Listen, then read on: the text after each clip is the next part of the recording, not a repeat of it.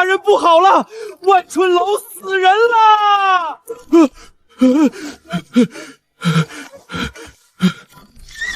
在哪里？谁死了？就在万春楼，7条人命，尸体都凉了，其中还有王举人的儿子王世章。7条人命，王世章。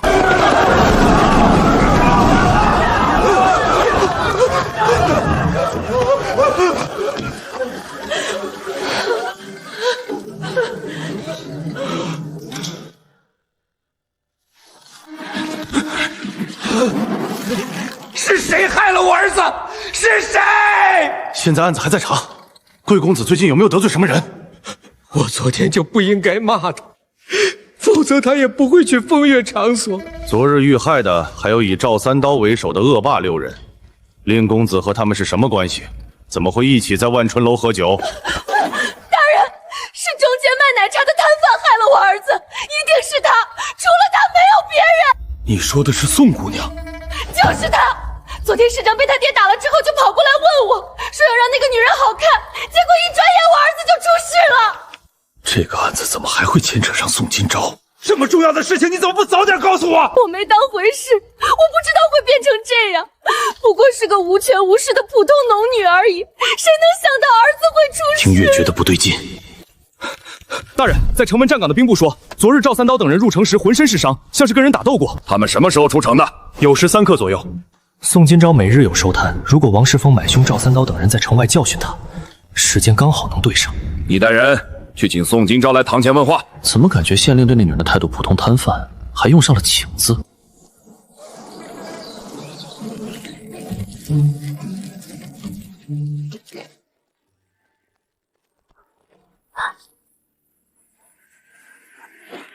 赵捕头，这么早你怎么来了？宋姑娘，城中发生了大案，大人让我来请您去县衙问话。发生大案，为何要找我过去问话？出事的是王世堂和赵三刀，还有他几个兄弟。王家指控你是幕后凶手。难道是昨天傍晚那几个人？可他们走的时候不还活得好好的，怎么会突然出事了？原来是王家。昨日我是和几个人在城外动了手，但我只是把他们打了一顿，走的时候人还清醒呢。对，昨天他们走的时候好好的，人绝对不是我家金村害的。只是让姑娘过去问话，并不是定罪，只要问清楚案子跟您没关系，有大人在，王家诬陷不了您。既然如此，阿婆我过去一趟，今天上午不摆摊儿，等我回来再说。我跟你一起去，我能作证他们走的时候还活着。阿姐，我想和你一起去。你好好在家里待着，我跟阿婆很快就会回来。你害了我儿子，我要你付出代价！你儿子不是我害的，是他自己找死。安静！府衙重地，岂容你们在这里放肆？宋姑娘，昨日你是否与赵三刀等人在城外起了冲突？是，可我没害他们。回大人，此事还要从民女买铺子说起。前日民女在衙人的推荐下看中了王举人，原是约好昨日上午后县衙签红定妾，却被临时告知那间铺子乃是王举和琛体供应。宋金明说的话可是真的？回大人，我没有威胁他。胡说！你说启明在郑家私塾念书，考不中秀才，过几年还得去你家私塾念书，不买铺子就不让念，买了铺子明年就可以去。我孙女嫌弃你言而无信，品德败坏，直接就给拒绝了，你就威胁说要找人动手。我什么时候说要找人打他了？你要是没指使，你儿子怎么会找地痞流教训我们？要不是我孙女有点功夫在身上，昨天还不知道会被他们欺负成什么样子。找6个5大3粗的男人对付一个小亏娘，还是个举人老爷，你怎么这么不要脸？我没有指使我儿子对他动手，这件事我不知情。呸！鬼才信，父子2个蛇鼠一窝，活该遭此横祸，还出事在那种风月地方，丢死人了。肃静！大人，民女昨日只将那伙歹人教训了一顿，并没有害他们，况且从来没见过王举美的儿子，又怎么会看出知道他在万春楼？我能证明他们走的时候，我孙子都看见了，不仅就在郑家私塾读书。大人若是不信，可以把他们叫过来问。你们是一家人，肯定会包庇他，哪里还会说实话？大人，守城门的兵卒是见过赵三刀他们入城的，如果之后宋姑娘没有入城，他就不可能半夜在万春楼行凶。去把昨日守城的兵卒叫过来。昨天这位姑娘驾车出城后，赵三刀等人紧随其后，现在想来好像是有意跟踪。宋今朝出城有没有再入城，并未见到，会不会是你们看漏了？那个时间很少有年轻女子出入，若是看见一定印象深刻。会不会是从运河潜进来的？不会，1个月前本官已命人在水门下方安装了铁网，岸上还有看守的衙役，只要有人从水下偷偷潜入，就一定会被发现。王举人如此清楚运河的情况，莫非是亲身试过？除了他，还有谁会害我儿子？我们只和你结了仇。只凭动机就判定人是我害的，如果是这样，王举人也有嫌疑。满口胡言，我怎么会害自己的儿子？昨天赵三刀被我打得跪地求饶，他说王家卖铺子是因王上在赌房输了一大笔钱，所以才想坑我。有这么一个整日混迹风月赌房，将家产一步步败光的儿子，王举人应该很生气吧？怒指使王氏的结婚从来没有出声，楚皇夫人又害怕事情暴露，没有王谢到你好不平无菌就说除掉，以绝后患。不平无菌，你竟谋灭我家，害亲子！我只是按照正常的说过类似区，王举就怎么就生了你这样一个没用的东西？这种话。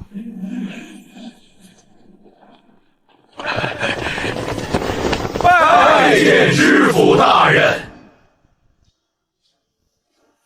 可是在判案。皇上下旨嘉奖献上水车良策的宋氏女，命本官亲自前往宋家内宅宣旨，你随本官一同前去。大人，宋今朝如今就在县衙，正在接受审问。民女宋今朝拜见知府大人。这是怎么回事？本月初3，王世章遇害，王家一口咬定是宋金云所为。皇上下旨恩赏宋今朝，水车还是他想出来的，这怎么可能？既然有人能证明宋今朝昨天晚上没有入城，说明另有他人所为。皇上下旨恩赏，若是受赏之人卷入重大案件，岂不是在打皇上的脸？这种事情绝对不能发生。王家人口口声声说宋今朝有嫌疑，下官只好将人传来询问，正打算退堂，大人便来了。那就赶紧让他回家，切不可耽误接旨。知府大人，宋今朝是最有动机加害我儿的人，怎么能就这样将他放走？宋今朝曾2次协助官府抓捕朔北贼子，立下大功，发明水利政也务正统，凭空万民，干旱之人。光凭这一点，本官就能杖责你30大板。犬子遇害，草民一时失言，还请大人恕罪。皇帝下旨恩赐，还是知府大人亲自前来宣旨，这是多大的荣耀！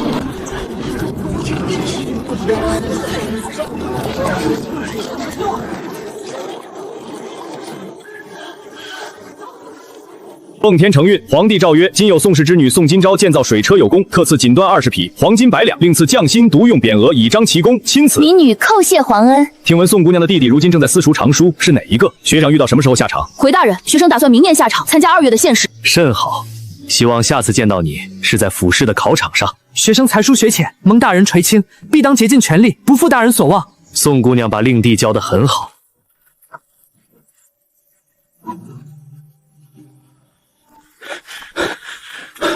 明日卯时，你带今朝去祠堂，村里打算开内祠祭祖。让今朝进内祠？如此大事，若是不让先祖共享，岂不忘本负恩？村里的长辈都已经同意了，你明日只管带今朝过去便是。内祠我都还没进去过，今朝倒是先进去了。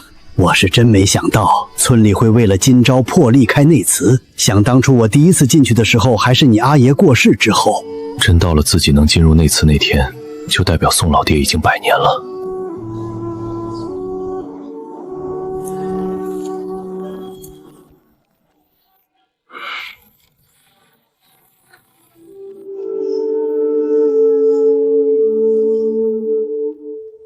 若是皇上的圣旨能提前2日送到，王举人根本不敢反悔。加害王世章7人的幕后之人找到了吗？像赵三刀那种人仇家一大堆，与他结怨的人10根手指头都数不过来。估计是那天晚上王世章和他们待在一起，就正好一起遭了毒手。到现在一点线索都没有，世章遇害的太凄惨了。责怪他为什么要买凶对付宋今朝，现在所有人都说是老夫指使的。今天早上有好几个学生没来上学，说是病了要请长假。再这么下去，自己就要再在西宁城待不下去了。派个脸生的小厮悄悄跟着老爷，有什么不对劲的地方，立刻告诉我。王世章虽然遇害了，但他欠钱庄的钱还在。昨日钱庄的人带着借条找上王家，让王揪住给他儿子还钱，所以铺子又降了10两银子。王家的铺子我嫌不太吉利，还有别的吗？此次可以不要中街的，附近2条街都行，比那天看的再多一间房，院子也最好能大一点。前后2条条街选择的就多了，这3个都符合。虽然只和中街隔了1个路口，但只要100两银子。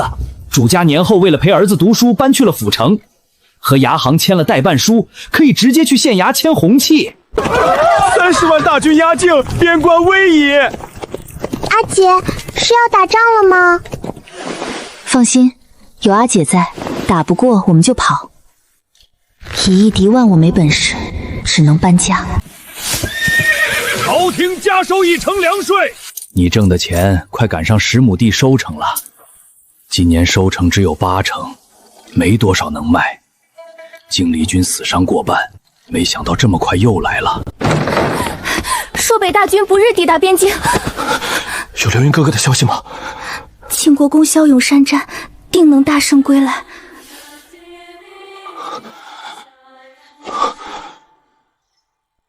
连攻7次，均未果。必须要在寒冬来临前攻下汉岳城，让营门关带5万大军前来支援。是。贺明南莫非也在调军？国公爷，是否该请求支援？一城未失，皇上不会派兵，等来的恐是求和使臣。县衙征调民夫，押运粮草去寒崖城，后日一早去县衙集合。宋大郎，宋二郎，我已失去一个儿子，不想再失去2个。你大伯二伯都要去，这何时打完？启明再过3年徭役就达标，考不上秀才，迟早轮到。这次运粮役比修运河多了1倍。边关交的粮税已经吃完了，收上来的粮和去年差不多，以免城内无粮可用。寒崖城能不能撑住？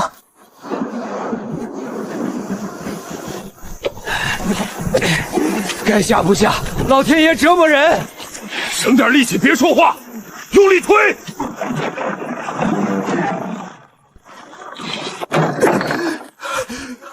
贺明南调了5万大军，5万大军一到，他定会攻城。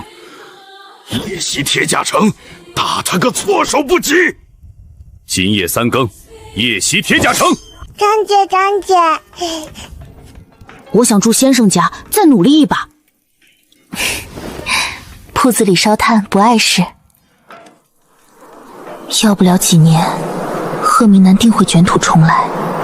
宋启明的姐姐今年16了吧？我觉得不合适，她不会远嫁。她家里还有祖父母，总不会拖着不让嫁。她应该暂时没有嫁人的打算。好好考，照常发挥就行。阿姐放心，我一定会通过的。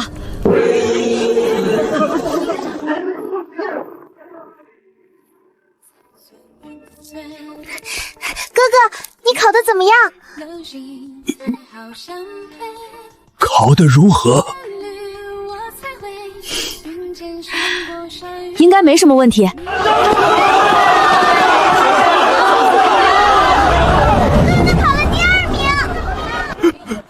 是考上了吗？我考上了，阿爹，我考上了！走，买纸钱去，让爹娘马上知道。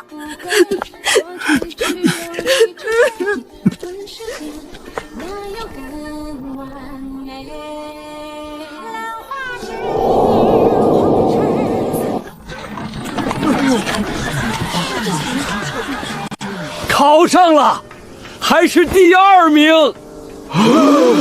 才读1年就考上了，难道孙三郎家的祖坟真的冒烟了？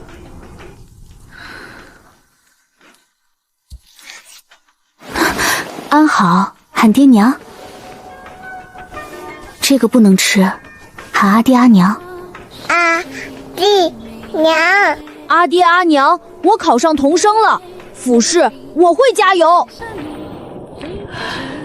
启明考上童生，要不要摆宴庆贺？4月就要府试，先不摆了。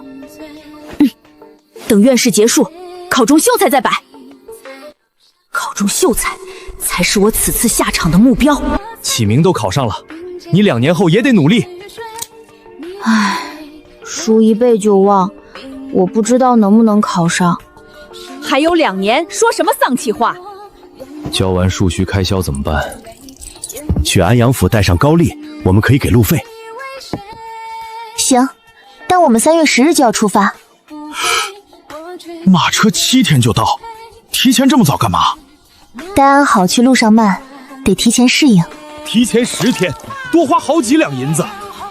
此亏路远，有今朝在，我放心。若是遇到山贼，丢了性命才是大。早点过去适应水土也好。阿爷，我想把家里的田地租出去。有我看着，绝不会没了收成。阿爷，我们种不了20亩，租出去免得请人。农忙人根费太贵，3房也不常回来。既然决定好，租金收粮还是银？收粮食，水田5成，换地3成，粮费各出1半。家里牲畜麻烦阿婆照顾一下。放心，保管不会让他们少1斤肉。爹，今朝的田能租5亩水田给我吗？你种得过来吗？有水机，梨花生丸也能帮忙，得多种点麦。租金该付还是要付，不能少。大哥租了5亩，我们也租5亩。太累了，可药祖读书要钱。若因管理不善减产，按产量上交对应田租。麻烦大壮叔驾车，只给高丽车费就行。路上慢点儿，注意安全。大壮，路上帮我看着几个孩子。老叔放心，保管安安稳稳回来。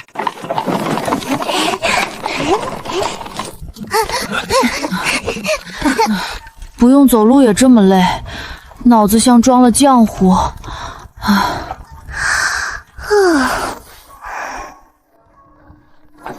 大壮叔，停下，让孩子们歇脚吃饭。能下车了。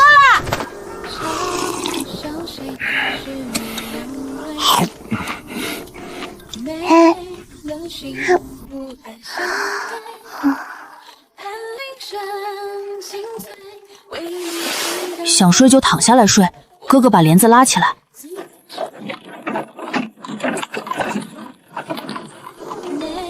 今朝醒了吗？我刚刚在楼下听到从辽都过来的客商说，半月岩出现了一伙山贼，劫杀了不少过路的商人。大壮叔，那我们就等官府把山贼抓住后再出发。就刚才城门口逃回来一个书生，听说是去府城赶考的，胸口被杀了一刀，就剩半口气了。这可怎么办？要是抓不住，以后可没人敢去半月崖了。只有2具尸体，事情应该没解决。大壮叔，我出去打听打听，你在客栈看着他们。干什么呢？衙门办事不要瞎打听，赶紧走人！山贼凶狠，若是没除干净，恐怕不敢上路，还请官爷指点一二。那伙山贼人数众多，个个手持利刃，下手凶残，领头的武功高强，我们好多兄弟都被他所伤。县太爷准备张榜找能人去对付那个领头的，你们要是想活命，就再等2天。那伙山贼大概有多少人？光逃走的就有30个，山寨里说不定还有人。30多个山贼，县衙都杀不了，这要等到猴年马月。阿姐，不能绕路吗？绕路没1个月赶不到安阳府，阿姐肯定不会让你参加不了考试的。100两。这皓月城的县令挺舍得花钱，接了榜是要单枪匹马的去杀山贼头领，还是和县衙的人一起去？当然是和县衙的人一起去。接榜的义士只需要对付山贼头领。我知道不是随便能接的，接了就要去半月岩杀山贼首领。你干什么？榜文不是随便能接的。敢问姑娘叫什么名字？可有过帮官府抓捕盗贼山匪的经历？民女宋今朝在西宁城曾协助县衙抓捕过朔北国的探子。哈哈哈，原来是宋姑娘，久仰久仰。有宋姑娘在，那半月崖山贼首领我就放心了。不知大人打算何时动手？那就后日一早出发。后日要跟县衙的人一起去半月崖剿匪。阿姐，我跟你一起去。我也去。瞎喊什么？才练了半年就敢和杀人不眨眼的山贼对上，等你们什么时候能在我手底下过10招再说。唉，宋姑娘就没有厉害点的兵器？有她足矣。宋姑娘挑一把趁手的，这些都是战场上收缴的兵器。朔北国制作兵器的工匠技术没我们精良，官府制作的东西也就比外面买的好一点点。诶，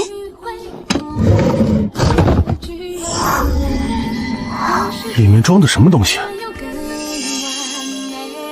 好强！大人，我选这个。你确定？他都快要有2个你那么高了。我确定。刚才大人让我选兵器，是想送给民女吗？这杆枪不像是俗物，有点舍不得了。从哪里冒出来的？周围太安静了，心里有些发慌。眼神放平，不必拘谨。周遭并无异常，稳住神态即可。这女子容貌出众，比之前见过的都好。待会儿动手谨慎些，切勿伤了这女子，留活口带回山寨。留下买路财！姑娘容貌出众，不如随我回山寨，保你安稳度日。只怕你无福消受，还要白白断送性命。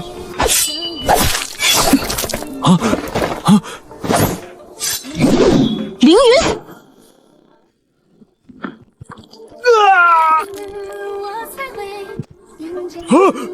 不好，中计了！来抓我！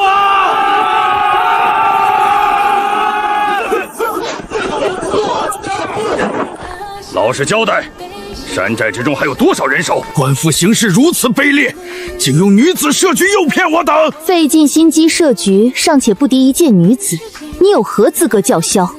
别杀我！我说寨里只剩20几人了。聒噪！大人，山寨坐落于另一侧山头，半个时辰路程。贼首段山狼此刻正在寨中，押一名山贼带路，其余挑断手脚筋押回。前方榕树上设有瞭望哨，一旦发现乡人，便会敲钟示警，务必一击必杀，不留动静。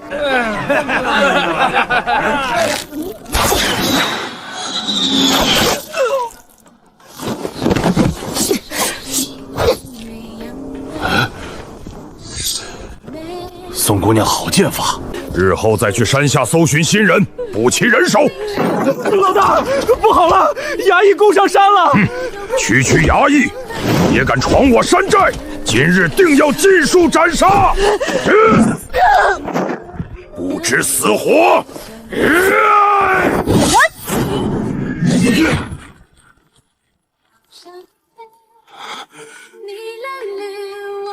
官府何时有了这般厉害的女差事？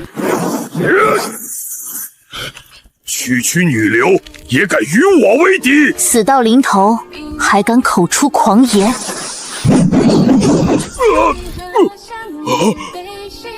我的钱！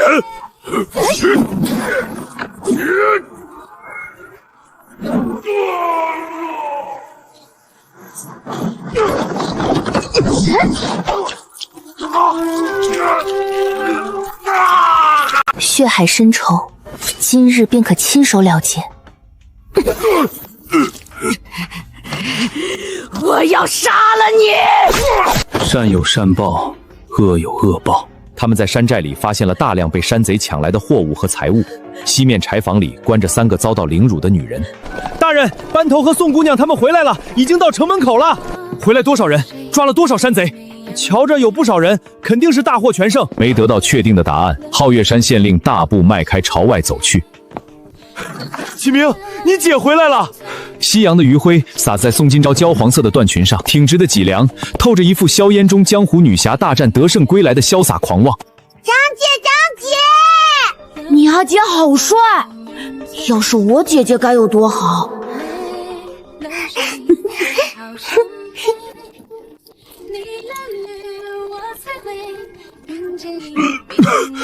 杀就杀了，怎么还虐杀？去拿100两银子过来。这是答应宋姑娘的赏金。这次剿灭半月崖山贼，宋姑娘功劳最大，这枪就送给姑娘了，就当是你杀了另外10几个山贼的奖赏。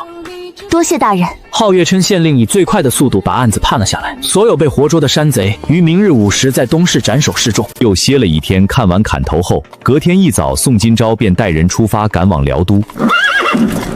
怎么感觉后面那辆马车一直跟着自己？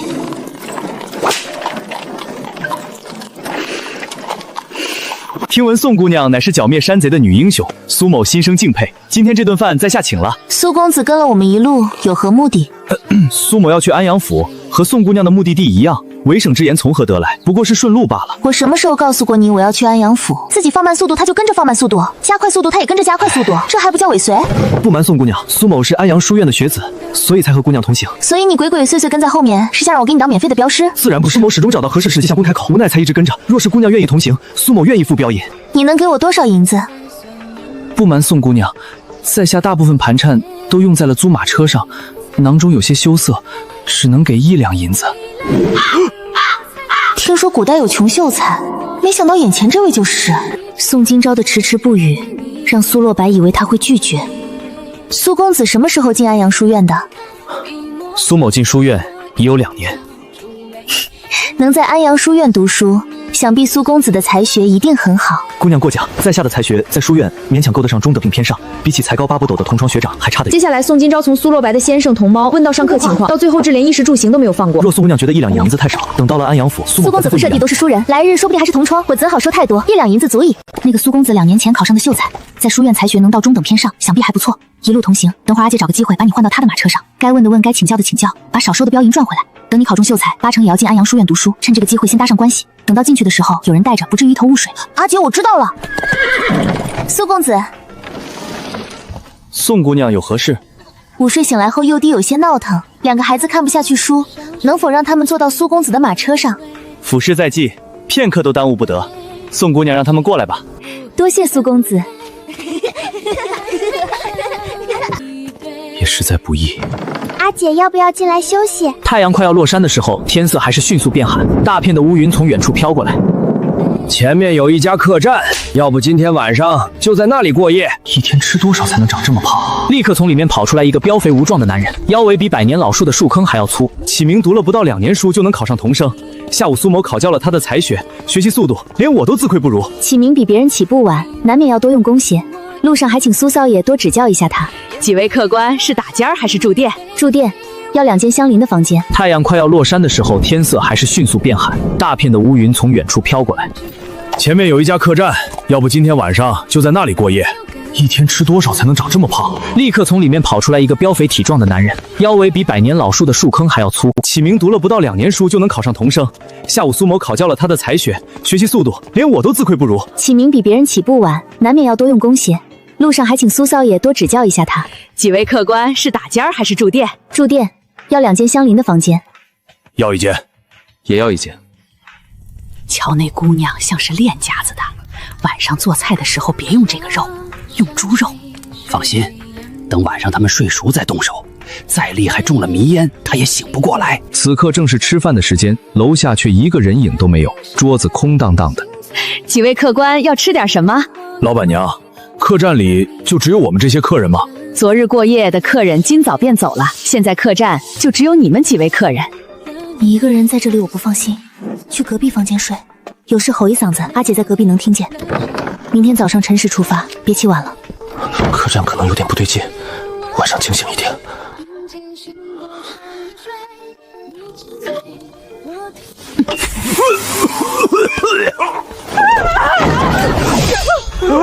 宋姑娘，好好的生意不做，非要开歹店，这套害人的法子，你们对多少人用过？你们是第一个，要不是生意不好，我们也没打算偷你们的钱财。你觉得我会相信？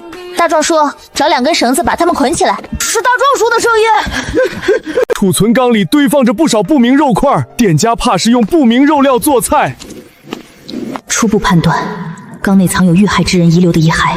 马上收拾东西，我们去最近的驿站，把店家绑起来留在此处，等到了驿站报关，让义工前来查办。各位官爷，在下乃是安阳书院的学子，昨日半夜露宿在一家客栈，谁知道他们竟是谋财歹店，2个嫌疑人是苏公子、是宋姑娘，是他最先发现客栈老板有问题，还手段用迷烟迷晕我们。我在皓月城协助2名山贼后，县令大人写给我的嘉奖帖文。既然如此，麻烦宋姑娘带路，其他人可以留在驿站休息。那2个嫌犯已经认罪，前后残害13名过路旅人，都是先用迷烟将受害者迷晕，再行凶害人。除去便留存的部位，余下躯体大多不能混在菜品里卖给过往食客。后面3座我们连夜城之间的距离隔得比较近，早上出发，晚上就能到。前面就是安阳府，我们马上就要入城了。宋姑娘，在下马上就要回书院了，以后若有事情，苏某能帮得上忙的，尽管来安阳书院找我。路上多谢苏公子指点2个孩子，若考中，必定协理上门拜访。几天时间算不上指点多少，启明本来就有考取秀才的实力，不过是路上谈论诗词歌赋，相互解闷罢了。宋姑娘不必如此客气。阿姐，这奶茶和你做的一模一样，价格却足足翻了1倍。府城物价比西宁城贵，他们自然要卖的贵些。这家田雪轩8成就是李家开的。宋姑娘，没想到宋姑娘这么快就来府城了。告诉掌柜，今天宋姑娘这桌分文不收，再多上几样卖的最好的点心。不知宋姑娘这次来安阳府所为何事？那要恭喜宋姑娘了。我记得令弟好像才12岁。过来考试的，舍弟过几日要参加府试。派人盯着府试成绩，看宋今朝的弟弟能不能过府试。觉得如今的场景，他一辈子都不会忘记。到了此时，就算再有自信，宋启明还是感觉到了紧张。哥哥，好好考，阿姐相信你一定没问题。西宁城考生到这边排队。我一定能考过。宋启明，还真是那个孩子，他倒是如约来到了府试的考场上。怎么偏偏是这个位置？现在还没人上厕所，他就已经闻到了一股淡淡的腥臊味儿。每次有人被书吏带着去旁边的茅房上厕所，我都要屏住呼吸，缓住心神。他感觉自己从里到外全都抽了，就连刚吸进肚子里的气都是臭的。唉，阿姐，我好倒霉，被分到了臭号。走，赶紧回去洗漱，我找点东西给你压压。宋今朝分别用丁香、薄荷制作糕点，还还准备了一小袋生姜片。第二天，宋启明进去的时候，带着一竹筒浓浓的红糖姜水。最后一场要在浩舍过夜。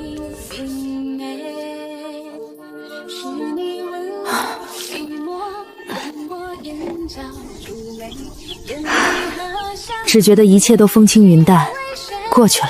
你真不出去？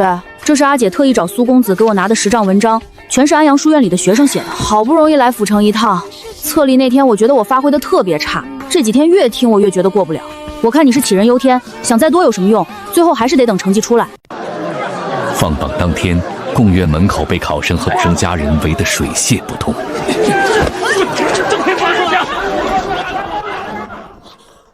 姐，我过了，第36名。我过了！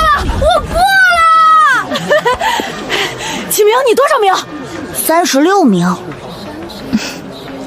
最后一名。金昭姐，你怎么知道？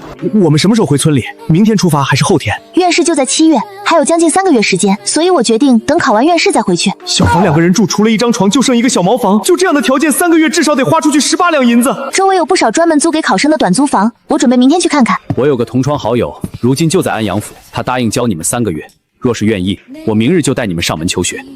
郑先生，您这位同窗好友的才学如何？他是进士出身，曾在朝为官，若不是因为腿疾，也不会退得这般早。承蒙先生苦心栽培，学生愿意，我也想去，谢谢先生。明天上门肯定不能空着手，现在手上就剩3两银子，接下来3个月怎么过？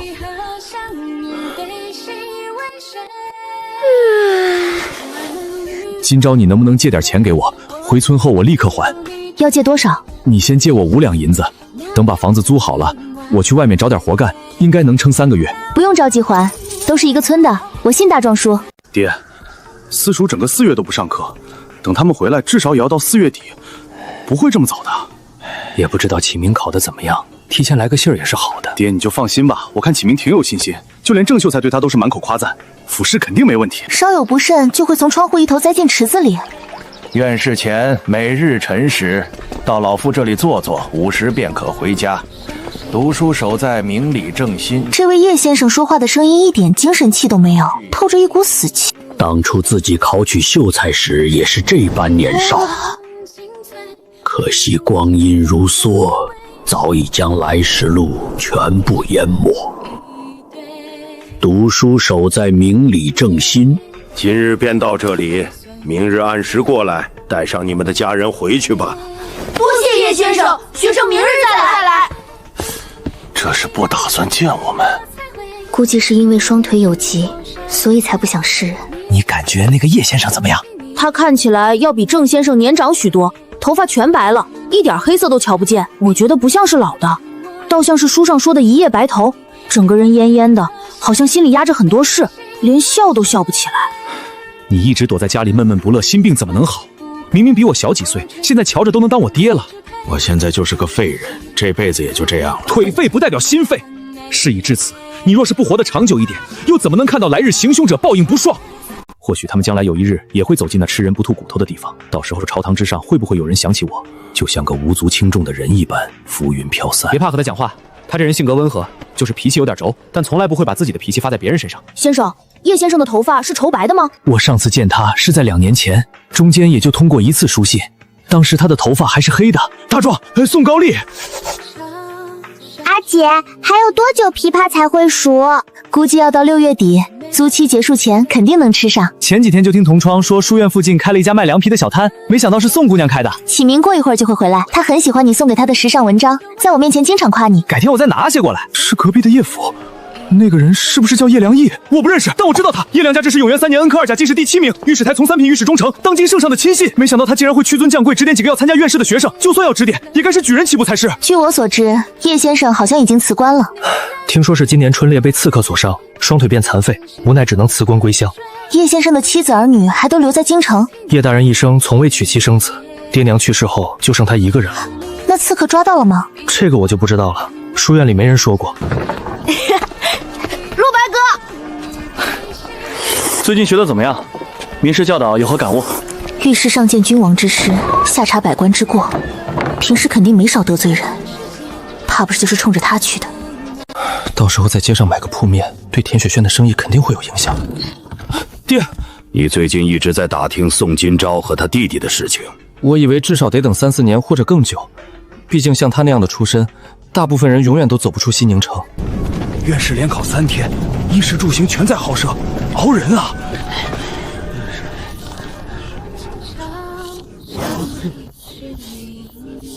还好不是侧射跑，不然3天定然发挥失常。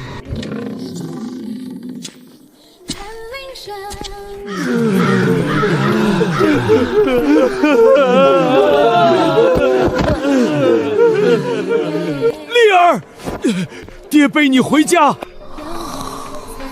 只乃下院士功名远远不够，你要以2年后的乡试为目标。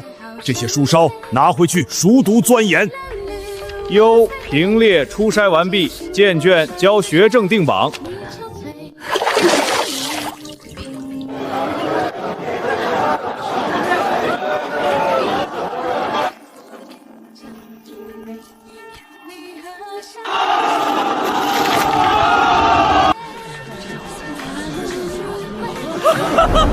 爹娘，孩儿中了，孩儿没有辜负你们。也罢，大不了2年之后再来应试。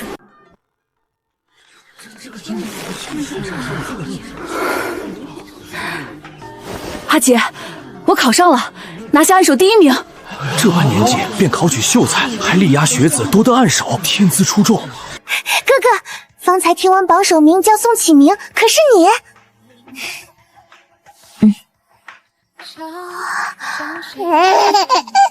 我就知道我哥哥最厉害！不要老哥，我考中了！瞧见你的名字排在榜首，我当场大吃一惊。你们各自位列第几？第30名。没错，我再次踩着录取线上榜。恭喜宋公子高中按手。有劳诸位辛苦，不妨进屋小坐饮茶。公务繁忙，需即刻返程复命。是。你们3人全都榜上有名，我总算不负郑老友生前托付。全凭先生悉心教导，方能登科。先生恩德没齿难忘。明日簪花宴多看少言，不论攀附交好或刻意寻衅，都要沉住气，科举慢慢，秀才只是起步。学生谨记先生叮嘱。叶先生，腿上切忌负重走动，闲暇可坐轮椅出门散心调养。簪花宴后，我同启明准备回乡小住。何时能够开始肢体复健锻炼？调养不可急于求成，骨伤矫正方才半月，依照恢复进度，至少还要2个半月方能循序渐进练力。定是他仕途极大助力。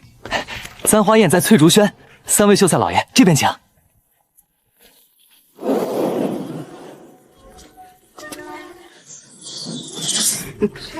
这宋启明也不知道从哪里冒出来的，以前听都没听过。听说是农户出身，西宁城山村窝里爬出来。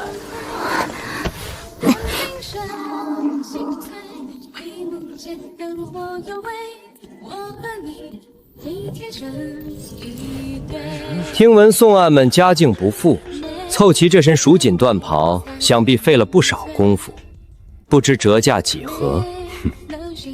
御赐之物岂是金钱可以衡量？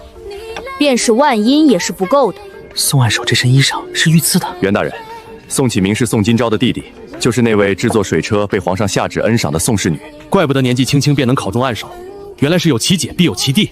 多谢学政大人赞誉，比起家姐，学生自愧不如。你姐姐是宋金钊，那个制造水车、剿灭朔汤国暗探的宋金钊，在下赵进民，祖上4代都是工匠。令姐发明的水利统车实在精巧，不知令姐可在府城？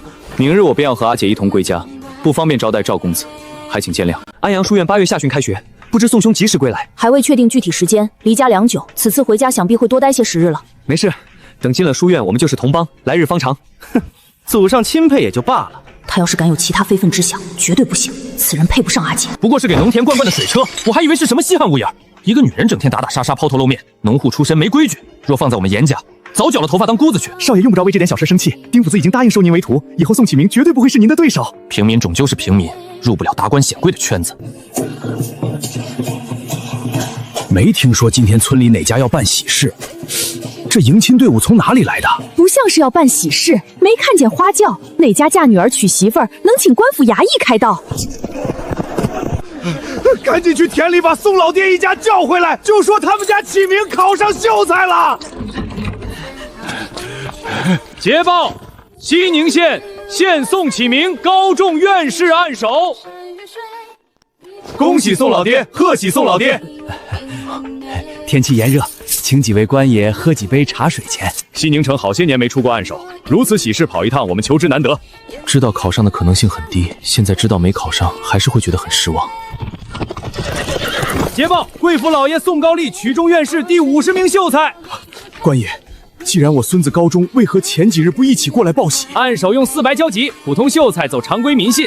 最后一名，这可比按手还幸运。回来了，我看到阿昭姐家的马车了。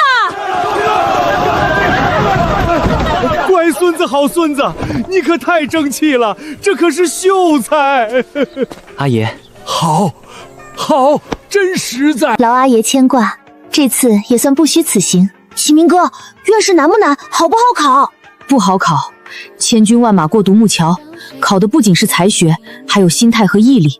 甚至有人考到一半中暑昏过去，别提多惨了。启明哥，你考中了秀才，是不是不会继续在先生家的私塾里读书了？要再找更厉害的先生。更厉害的先生？可是金钊姐和王举人有仇，还能去吗？明天祭祖，后日去郑秀才家拜访，大后日办开贺宴。启明都已经考中秀才了，金钊丫头是不是就能嫁人了？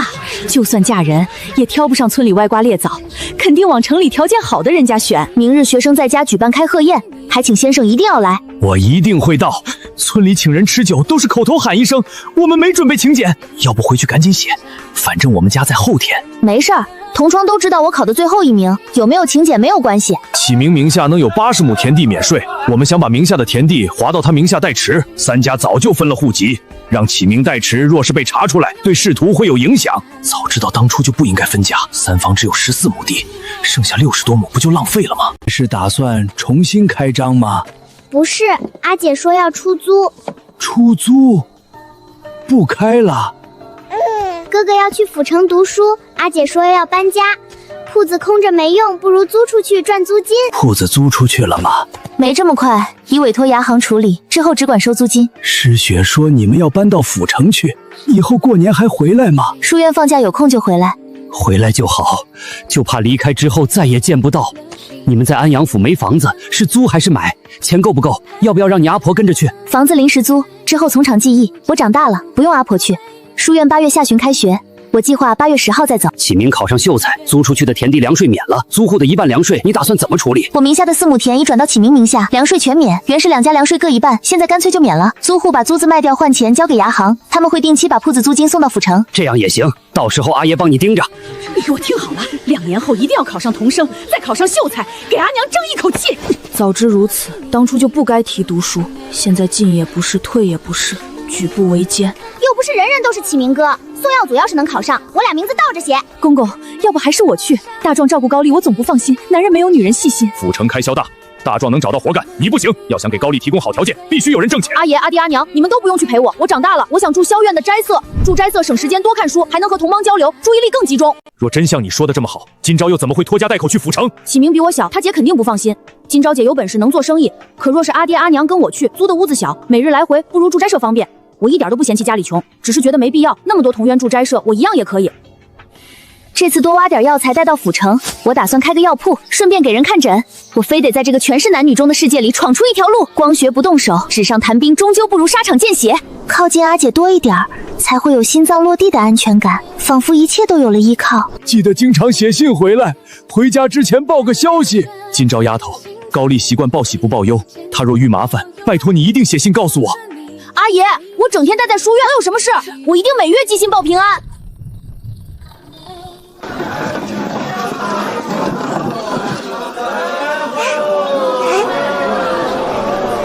没有用，废物，敢抢老子的东西！阿姐，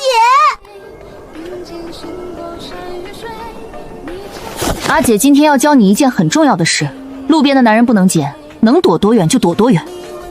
哦，否则会引来杀身之祸。手握2000两，铺子租金加田租，1年固定收入55两，启明名下还有66亩免税额度，买地。宋姑娘要买60亩，是打算自己种还是出租？出租，少部分租金用粮食代替，其他给银子。这片土地原是富户的，佃户现成。宋姑娘若是看上，直接改契约。这片不是上等的水田，上好水田，主家根本没人出手。如今有水车新挖沟渠，收成不差，1亩7两，50亩350两。现在买，今年租金怎么算？预付租金主家已收，分成租佃，秋收后佃户直接交给你，粮税全是佃户交。我家不用交粮税，粮税部分直接交给我。这是自然，这是自然。2月卖了123辆轮椅，按契约分成，这是32辆。安阳府该买的都买了，有没有外省商人看中想进货的？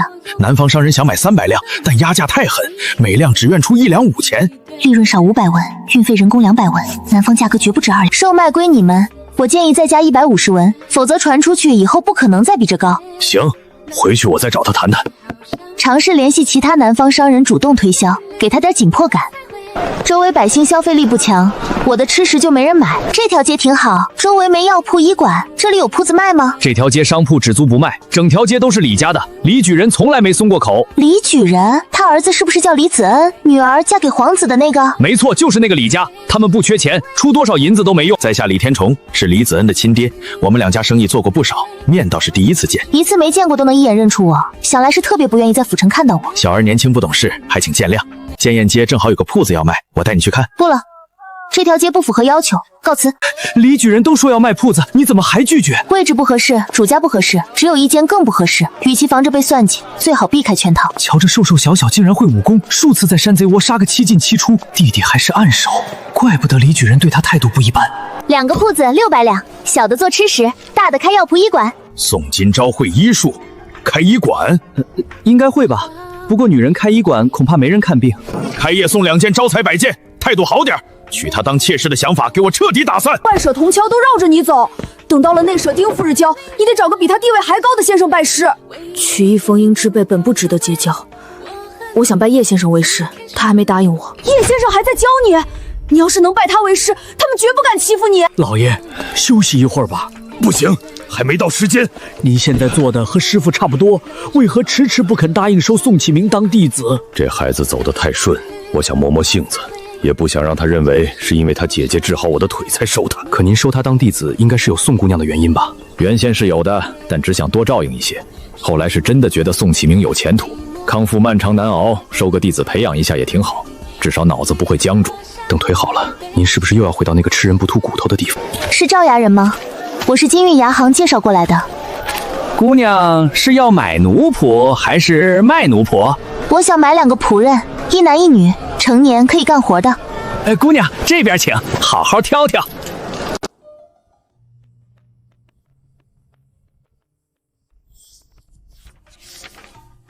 这2个多少钱？男的10两，女的20两。女奴价格也就10两，你开20两。他识字会刺绣，卖这价都亏了。若觉得贵，可以再瞧瞧别的。2个快死的病秧油拖来干嘛？我可不收。女的2两银子，男的自卖自身1文，没要求个活路。这男的洗干净养好哨，能卖好价钱。阿姐，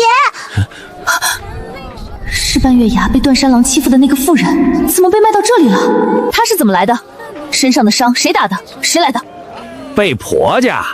伤是从猪圈里拖出来打的。官府悬赏我接的榜，山贼窝是我带衙役缴的，我买那2个，这个送我。我2两银子买的，姑娘多少得给点，别让我亏本。他杀过人，侮辱他的山贼头领被他砍成肉渣，刀还是我递的。这姑娘看起来才10几岁，怎么说起杀人感觉还挺享受。眼珠漂亮，阿豪想要，别动，这个不能要。看脉象还没过16，你几岁？14。喉咙烂了，会干什么？偷读过书？能挨打，命硬。买我以后这条命是你的，当牛做马。治好起码20两银子，还会落下残疾，喉咙也不能正常说话。不治了，2两银子， 2个病秧子一起带走。30两银子我买4个，要不然我找下一家。行，30就30。师姐，人是你想救的，名字你来取，他这身伤你来治。你是谁？哎，你终于醒了。人牙子已经把你卖给姑娘了，现在在主人家。买我的人叫什么名字？主家姓宋，姑娘说你杀过人，刀还是他递的。把盆放在架子上。多谢姑娘2次救命之恩。那日在山下手不是个狠果决，面对打你卖你的人就下不了手。我儿子脑子撞坏了，3代单传，我不能反抗。还想回去吗？我不想回去，我做梦都想成为像你一样的人，没人敢欺负我。既如此，那便留下，取名清霜，把以前的张夏莲彻底扔掉。清霜愿誓死效忠姑娘，永不言叛。花轿就便到了，制作凉皮凉面和茶饮奶茶，还打算上卤货。老爷，是宋家传过来的，他过几日吃食铺子开张，可能试菜，还要开医馆。太医治不好的病他能治，还会赚钱，这样的女子世间找不出几个。先生，这是我阿姐新做的吃食，想着您可能会喜欢。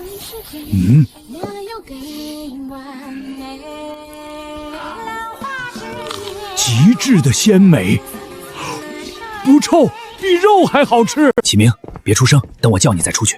你再快点就犯。我现在禁酒，还差得远，至少需要1年才能走得跟正常人一样。御医诊断永远站不起来。哪位神医治的？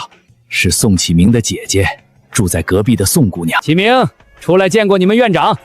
你倒是不客气，趁我不在，把今年的暗手抢走了。月底考核进内社，比朝阳楼的酱柳肉还好吃。学生定当竭尽全力，不负老师和院长所期。这是猪内脏，你不嫌弃？我看你吃的挺尽兴的。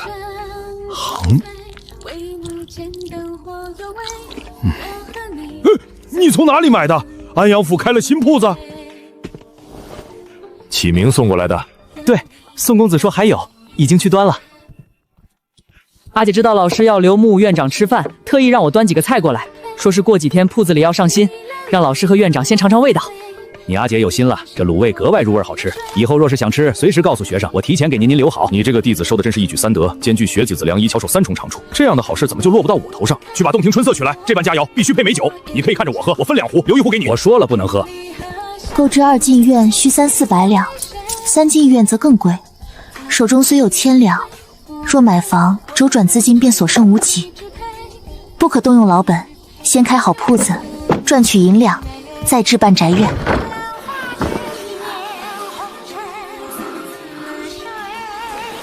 老师，请喝茶。年近50，终读懂恩师心境。今日引你拜师茶，正是收你为徒。谨记，君子务本，本立而道生。博学慎思，笃行之。穷则独善其身，达则兼济天下。启明日后若身居高位，我需暗中培养可靠人手，以备不时之需。阿姐，我们要不要过去帮忙搭把手？有他们3人打理足矣。今日热闹，多半是冲着新开的卤味来的。少爷，他们家每样吃食饮品都比我们家便宜10文钱。宋今朝向来擅长薄利多销，如今涨价1倍，已然赚了不少。少爷，您先去一旁等候，我在这里排队置办。每样卤味都置办一些，我倒要尝尝他家卤味究竟有何独到之处。少爷，全都买齐了，您快尝尝。宋今朝究竟是从何处得来这么多新奇方子？偏偏每一样都美味至极，无可挑剔。少爷，不如我们先将开业贺礼送去。你先去买一杯冰镇乌梅冰糖茶，等我吃完再过去。2位是看病还是抓药？不看病抓药，我找你姐姐。家父命我送来贺礼，祝生意兴隆。此前议论姑娘婚事，实属无心之失，还望海涵。李公子身为男子，随意议论女子私事，实属轻浮。日后谨言慎行，免得招惹是非。宋姑娘家卤味风味绝佳，不知是否有意开设分店？若周转不足，我李家可与姑娘合伙。新店初开，暂分店打算。日后若有规划，我家银两也足够周转。当朝2皇子英王殿下是我妹夫，你弟弟若与我李家携手，有英王照拂，定然识途坦荡。李公子好意心领了，另寻他人合作吧。既然姑娘无意，我不勉强。李家大门永远为你敞开，日后愿遇难处，随时登门。李公子客气了，寻常难处府衙便能解决，不必劳烦皇亲贵胄费心。哼，一个乡间农女，竟敢不把我放在眼里！我早说过，此女绝非寻常闺阁女子，威逼利诱，难以让她妥协半分。那如今该如何？我们一心想要拉拢宋启明，总不能一无所获。宋启明得罪了严宝义，此人可是丁唯一的弟子，竟放过他。明日我拜访杨芳，再次陷入困境，让杨父子出手收徒，他自会感念恩情，为我们所用。爹，笼络学子等入仕太耗时，不如直接向京城输送银两，结交县城官员更快。糊涂！贿赂京官是私授受，提别学子是知人善葬，天差地别。若被鹰王收，我将彻底失去信任。我只是随口一想，又没真做。晚了，好好打理生意，权谋算计无需你插手。让我收宋启明为徒，正是他姐姐性子强硬，难以交涉，只能从他身上着手。他10岁开蒙，不到2年便中暗手，必成大器。正因如此，才有可辟结怨。我若收他，势必得罪严家，引着丁惟征不满。可他与杨峰送炭远胜锦上添花，危难时施以援手，他才会真心感见。杨兄，信我一次，明日我便去考察他的真才实学。若真如你所言是奇才，我便收他为弟子。切记，一定要在他身陷困境、无人救助的绝境之时出手，这般效果才是最好。我明白你的意思，自会见机行事。你还说等我铺子开张去捧场，我府里小厮连着3日都没买到卤肥肠，原来好吃的全留你这儿了。是宋家铺子生意太好，你家下人去得太晚，早已受尽。我听闻你弟子在书院处境微妙，处处受人对，你当真全然不管，也不考虑去上社担任讲师庇护于他？启明每日归来神色如常，我从未察觉异样，他究竟出了何事？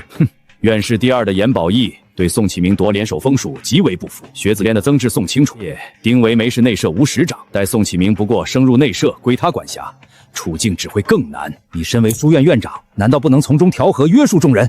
只要他们不曾明目张胆违规犯错，我不好强行干预。严宝义已暗中鼓动外舍学子孤立他，升入内舍他将孤立无援。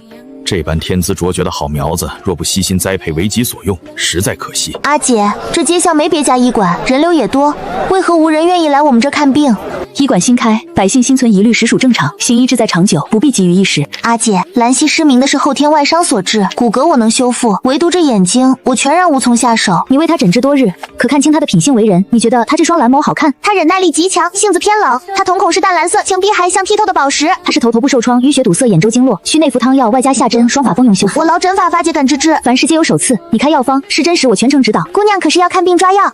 正是，我与阿姐皆是坐堂女医。姑娘身体不适，需要问诊吗？贵馆的坐堂医师是女大夫，并非我问诊。是我家中有人身体未曾同来，不知大夫每日都在馆中坐诊吗？4至之5时，未时之酉时，我每日都在馆坐诊。另有是何处不适？我友经期紊乱，推迟至1个半月一次，上月直接停经。我友尚未婚配，是清白姑娘。另有年方几何？可还有其他症状？是否心绪焦躁、夜半惊醒、身形发胖、脱发增多？脱发确实严重，往日安睡4个时辰，如今2个时辰便惊醒，身形丰蕊了些，可饮食与从前无差别。近半年时间，未曾寻其他郎中诊治过。女子经期病症难以对外人言说，故而一直拖延，需另有亲自前来，我当面问诊号脉，方能精准判断病因，对症开方。明日4时，我代劳烦大夫，届时不接待其他客人。里侧设有独立问诊隔间，私密性极佳。你明日尽管带友友前来即可。如何？当真都是女大夫？底细可曾打探清楚？小姐放心，都是女大夫，是一对姐妹。宋家迁居安阳数月，在此并无根基人脉，医馆新开，客源稀少，夫人绝不会留意。可不知这女大夫医术如何，能不能尽快治好我的病状？小安心，大夫听闻症状已然心中的有数，距离婚期还有3月，定然来得及调理痊愈。姑娘请坐，伸手号脉即可。往日经期将至，小腹必会坠痛，自从紊乱后便再无痛感，是吗？正是。若非担忧影响日后子嗣，我甚至不愿调理。伸手我看，这些葱爪痘美都是近半年生出的吧？前胸后背是否也有？前胸后背都有，反复发作。我食欲正常，唯独经期紊乱，周身并无其他不适。平日里是不是格外偏爱甜神式糕点？不算多，每日不过2盘糕点而已。近来心绪如何？心绪郁结，提不起精神，事事乏味，时常莫名烦躁焦虑，并非疑难重症，无需忧心。我为你开几副调理汤药，按时服用，日常忌生冷，戒甜食，每日清晨适度走动，疏解心绪，切勿郁结憋闷，越压抑越难。刀灸可以拖到，经期能否恢复如常？会不会影响日后生育？你安心服药调理，2至3月便可明显改善，经期肤质都会逐步复恢复。经期稳定满半年前可称以前好调理好调理隐患。今日问诊之时，还请大夫严格保密。另外，可否再一开一副调理脾胃的？若身此病危，医者本分，病患隐私必然严守。姑娘放心。小姐，夫人院里的嬷嬷来过，让您回去立刻去正院。母亲，听闻乌衣街新开美食店，想买卤菜给您尝尝。若非人太多，便先回了。还有3个月便是婚期，待在家里好好备嫁。这些小事让下人去做。大小姐心思深沉，整日变着法讨好老爷。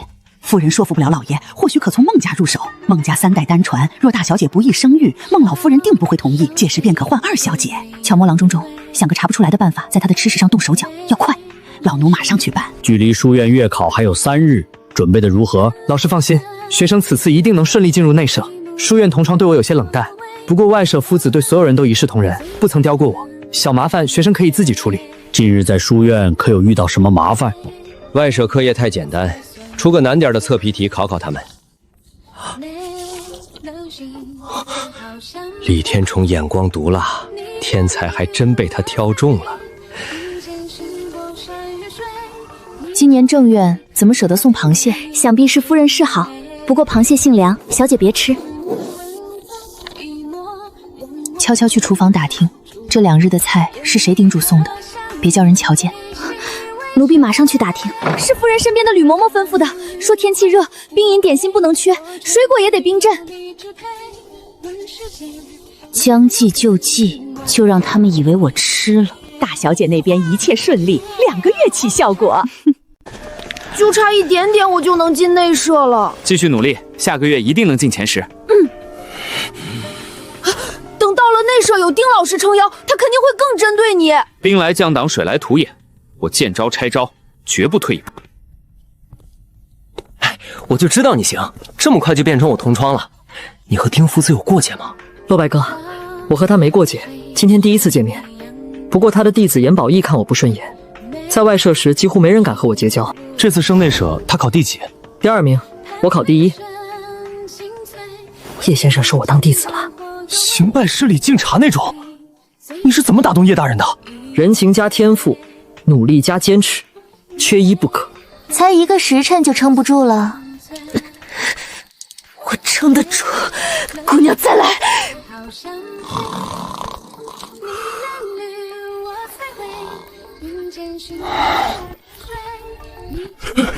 姐，来病人了！大夫，你们这儿还有其他郎中吗？我们这里全是女大夫，治不治？治。别动，头现在是什么感觉？还晕不晕？有点晕，昏昏沉沉的。目光跟着动，能看清楚吗？能。把伤口清理出来。失血，你去看看。别动，很快就好。诊断没问题，方子你来开。连翘和牛拔子各加1钱，服用3日后再改药方。慢症拖成急症，需快刀斩乱麻。今天病人怎么忽然多起来？会不会还有？撞到石狮子，隔半个时辰才来。附近应有医馆，为何舍近求远？城内郎中都被请去孟府廖府了，只留药童，惠君堂也忙不过来。大娘，可是知府和同治大人的府邸？对，谁家能豪横请这么多郎中？好几个时辰都没回来。阿姐，你说他们怎么不请你上门看病？是看不起我们吗？我们刚来没名气，不请很正常。换个想法，幸好他们没请，否则今天这么多病人怎么办？阿姐说的对。长姐、二姐，你们怎么才回来？我好想你们。下午在家干什么啊？有没有睡午觉？和兰溪玩拍手，睡了好久。他手好了？我去看看。吊着绷带玩拍手，骨头别移位了。你脸怎么回事？不小心碰到柴火，划到了一点。你现在还不能乱动，安安分分待在家里养伤。等你伤好了，想怎么壮游就怎么壮游，不必急于一时。大晚上谁敲门？老夫人病情紧急，请宋大夫立刻随我过去。稍等片刻，我这就去叫大小姐。把马牵出来，看好小少爷，我和二小姐出去一趟。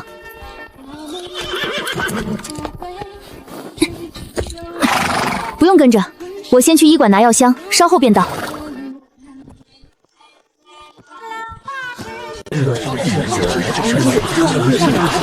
女大夫走投无路，什么人都找。家母腹痛不止，谁能治好，孟家必有重献。这里疼不疼？从上午一直这么疼，中间有减轻过吗？没有，就没轻过。腹痛开始后是否恶心呕吐？以前有过这种情况吗？吐过2回，1年多前有过1次，开一样的药没效果。药方拿给我看看。宋郎中，你可有治疗的办法？是阑尾炎复发，属于急性的，就是肠子末端的器官堵塞感染发炎。怎么治？麻烦宋姑娘立刻开方子救命。普通汤药无用，要彻底根治，最好的办法就是将阑尾切除。你们考虑考虑。切除阑尾是要开膛破肚后切掉病患？不是开膛破肚，只是在右腹划一刀这么长的口子，将阑尾割掉后，再用长线缝合伤口。这怎么行？开膛破肚哪里会有？从未听说过有人这样治病的。怕不是刀刺进去人就没了？身体发肤受之父母，怎能毁伤？就不能割连尾？老旧思想，岂能轻易让我动手术？若不及时割除，盲肠粘连会越来越严重，术后感染概率大增。让刘大夫和古大夫进来，其他的给银子，让他们回去。这是啊，用刀刨开肚子，你医术哪儿学的？没见过这么离谱的办法。躺在床上的不是牲口，你这是拿人命开玩笑。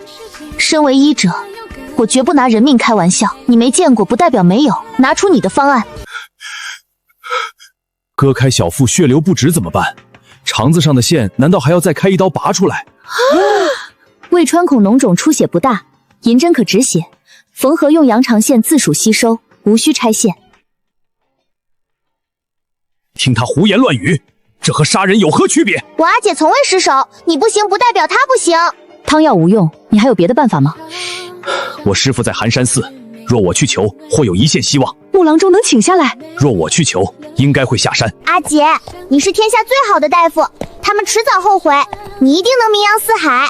阿姐没不高兴，天下病人多，治病看缘分，不必强求。古仲恒的师傅真能治好他。快醒醒，大小姐回来了。回来了。阿姐，孟家人的病治好了吗？病症复杂，他们找别人治了，给了诊金让我们回。赶紧去睡，明天没精神。宋启明问题最多，真不知道按手和第一名怎么考的。重写，否则罚抄100遍。夫子不如去问学政考官，我也想知道怎么考来的。太自傲不努力会退步，要多请教同窗，不耻下问。夫子放心，下课我定拿着文章挨个请教，毕竟我可不想手废掉。以小见大，通篇亮点，按批注改，岂不成了裹脚布？宋启明，不把你赶出去，我以后怎么待？宋启明故意为难您，他一点规矩都不懂。我已有对策，定将他赶出书院，再无翻身之日。若他在考核中抄袭作弊，便会被赶走。等我计划好，你只需配合。只要赶走他，我什么都做，彻底结仇了。丁维墨自己都要对付他，我要尽快收宋启明为徒。宋启明确是人才，不过最好再等等，下次刁难再出手，效果更好。人才难得，今日事后众夫子都看了那文章，不尽快下手，恐被抢先。丁维言一整天脸黑如锅底，没散学就溜了。下个月我去书院教书，先教内舍。以你才华教内舍，上舍没法交代，我不管，不让人欺负他我才去。只要你在，谁敢欺负你弟子？我回乡就想怎么来怎么来，不同意我就等上舍再去，明天就下帖敲打夫子。别啊，内舍就内舍，3个月就年考了。一辈子孤家寡人，这是把启明当儿子护啊。穆院长，穆院长，启明，我每派人去你家铺子买卤肥肠，5次有4次都跑空。要不是你师傅这里有，我吃上一口都难。近日阿姐已经在考虑扩充货源，过段时间可能会好些。下月我去书院教书，先内舍后上舍。师傅都知道了，我没错，却遭欺压，真想将他们暴打扔河里。师傅才学当副院长都绰绰有余。腿好后，我可能离开安阳，回京城找个答案。时间还长，届时你要相试了。师傅，我会考上的。那是当然，我叶良玉的弟子怎会考不上举人？再等下去，真怕熬不到古仲恒把穆老先生请过来。同样的病症遇到过7次，从未根治，而宋金金却提出了能完全根治的办法。可惜最后孟家人没答应。若是真能成功，这辈子也算值了。穆郎中，我母亲的病就拜托给您了。知府大人，老朽需要先看看孟老夫人的病症，才知道该如何治疗。病人年纪已过6旬，又是复发，拖了3天时间，情况已经非常糟糕的可能性，一次比一次严重，一次比一次难治。穆大夫，先让我母亲挨过这关，若再复发，那就再治。老朽立刻开方，若是能熬过今晚，尚有治愈的希望。我师父医术高明，这次肯定没问题。穆老先生说，下次复发病情只会更严重，无法根治，终究不是长久之计。孟老夫人能度过这一关，就已经比大多数人都要幸运。你想这么多也没用。刘大夫、古大夫，我家老夫人肚子疼。哪里疼？肚子怎么个疼法？这一块都疼，我快要痛死了。恕老夫无能为力，太晚了。穆大夫，你再想想办法。要不试试宋大夫的办法？试一下，总好过等死强。什么办法？那个宋大夫要在右腹处开一刀，将阑尾切除，再将伤口缝合起来，就能彻底根治。那位女医师以前用过这样的治疗办法。宋金饶今年16岁，这么年轻。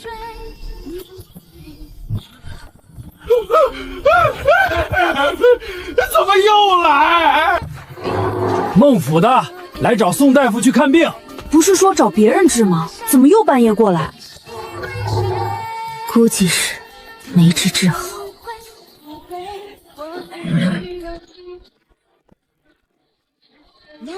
宋姑娘，求求你救救我母亲！你说的开刀割肠子，我愿意做。这就是古中恒的师傅。已经穿孔，形成了脓肿，后续感染的概率也会非常高。意思是，现在不能割？必须得割，割了还有一线希望，不割就只能等死。决定权在大人，要不要做？哥，无论做不做都会死，试一下又何妨？好，手术马上开始。诗雪，告诉他们要准备哪些东西，无关人员去外面等。宋大夫，能不能让我留下来旁观？只能站在旁边，少说话，多看，别干扰手术。宋大夫，能不能让老夫也留下旁观？你可以，你徒弟就算了，我真怕刚把病人右腹剖开，他就嚷嚷我杀人。阑尾发炎，大羽毛和阑尾粘连已经形成了炎性包块，给我15号手术刀。宋金钊的一举一动都是对我们多年医知识的冲击。粘连太严重，要尽量缩短手术时间。这里不要完全将伤口缝合，末端留一个口子，将桑皮纸塞进去用于引流。若是手术前没有穿孔形成脓肿，是不是就不需要引流？没错，所以阑尾炎一旦治疗后复发，最好的办法就是切除，越早越好。脉象平稳，手术成功。怎么样？手术成功了吗？还是让宋大夫和大人说。阑尾已经切除，接下来3天才是重中之重，只要不感染，就算是成了。宋大夫，这是何物？这是你祖母的阑尾，把它烧掉，等100年之后一起放进棺材里，也算浑身上下所有器官一个不少。之前是在下失言，多谢宋大夫为我祖母考虑。老夫人大概半个时辰后会醒，3个时辰内进食进水，可以适量下床走动。宋姑娘能不能暂时留下，以防不测？像是从地狱爬回来的一样。疼，能不能不走？躺着没那么疼。不行，在房间里面来回一遍，躺着腹妹容易粘连，会死。该死的宋大夫，宋大夫，我什么时候能好？只要能熬过接下来的3天，半个月后正常走动，1个月就彻底好了。确定以后不会再复发，忍着点，别紧张，2针就好。宋姑娘医术高超，本官为之前的不尽人道歉。这是枕巾，500两。宋大夫慢走。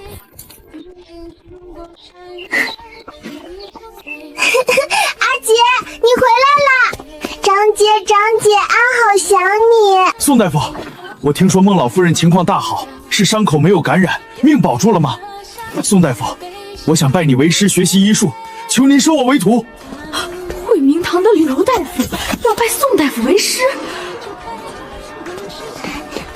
拜师就不必了。你若是想学医术，可以拿几本我写的医书回去看。师者，传道授业解惑也。光看医书，哪有手把手教来的效率高？求宋姑娘收我为徒。实不相瞒，老朽今日也是来拜师的。爷爷不够，太爷爷还差不多。穆老先生，您还是算了吧。做手术要求眼睛好，您现在的身体条件已经不太行了。生不逢时，偏偏大了几10岁。师傅，要不我们拿几本医书回去看看？拜师我看就算了。这么好的机会不抓住，自己教出来的徒弟怎么就这么蠢？第一，我没时间；第2，你年纪实在是有些太大了。她是宋金钊的妹妹，也是她徒弟。既然拜不了师傅，那就当师祖，效果也是一样的。这个医术自己非学不可。不是我和老谷治好的，是宋家医馆的宋大夫，那位天才女医师。刘大夫，你莫不是在开玩笑？长江后浪推前浪，后生可畏。老古董不能再小看人家了。阿昭姐治好了孟老夫人的病，是不是真的？没错，就是我阿姐。锦昭姐太厉害了，她若是男子，比你要厉害100倍。我阿姐若是男子，武能横扫千军，文能高中一甲。昨日让你做的事不要做了，宋家搭上了孟知府，难道就这么放过他？强行赶他出书院，只会让孟知府对我们不喜。倒霉的是你我。抛头露面钻医的女人，真是碍事。比整个安阳府大夫医术都好的天才，到底长啥样啊？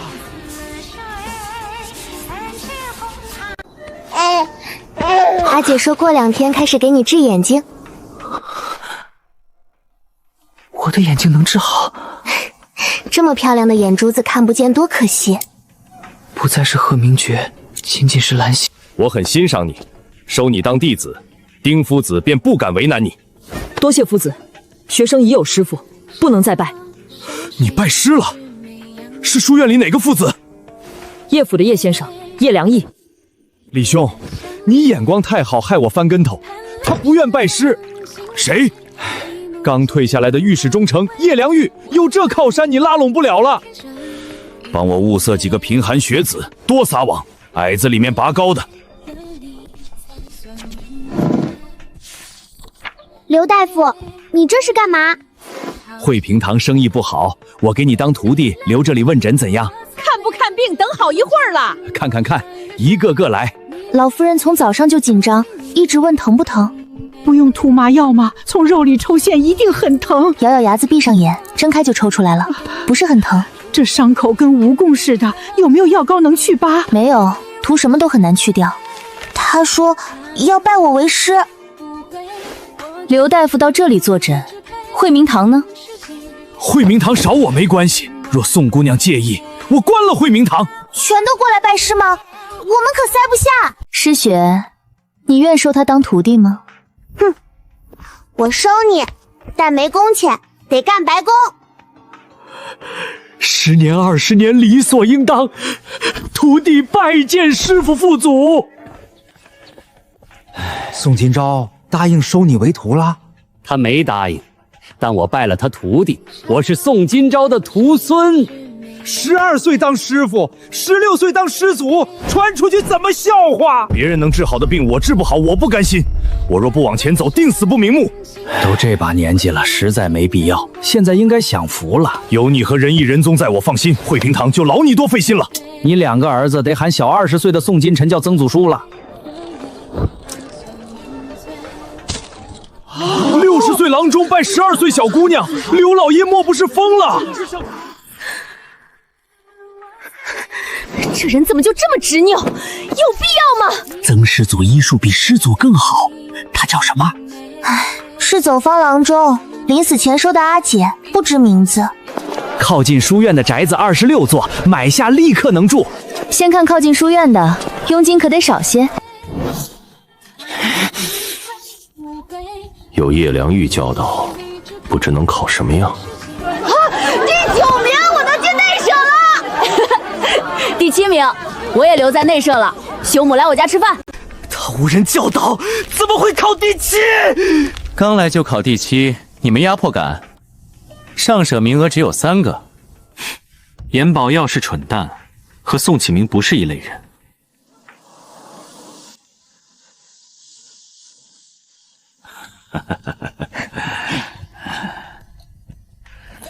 拜师就是不一样，说父子都有人信。听启明说你考进内舍了，月考第9，差一点又要等1个月，接下来麻烦先生了。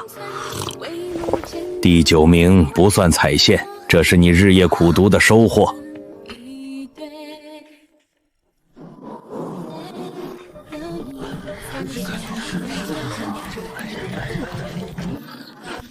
叶公总算是来了，以您的才学，定会教上社吧？内社也不错。叶公暂时教内社。啊，这叫教内社，岂不是贬低？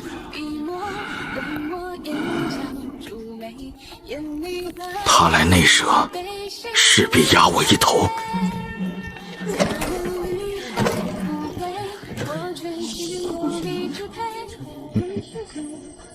启明，你跟为师出来一下。按月考成绩重新做，从第1名开始选。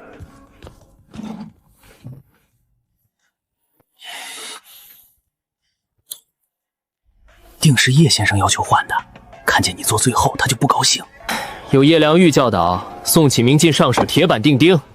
哼，若非宋启明在内社，他怎会自讲身份？3个名额，你我宋启明抢2个，谁胜？各凭本事。为何不让叶老师来上社？他弟子在内社，是院赤暗肘宋启明。哼，他考了第几名？第7。随便应付2句，现在没人敢得罪你。最重要是年底考试，不能让老师一直陪在内社。第7还这么卷，让我们怎么活啊？就这样让他压在我头上？压你的何止他，把心思花在读书上。严家的钱再多，我也不值得跟叶良玉作对。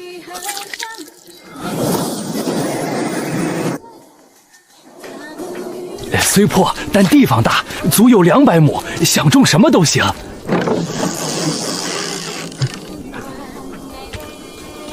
疏水性极差，这庄子以前能种出什么？后来干旱没收成，一空就是好几年。我看是颗粒无收，连粮税都交不上。1亩只要1两银子，200两您就拿下。太贵，我看就值100两，推倒重建都得花10几两，我出150两。房子不修就150两，这已是亏本。牙行的庄子，佣金是不是就不用给了？这是自然。姑娘又来买下人，有新货还识字。这次要卖身的难民越便宜越好。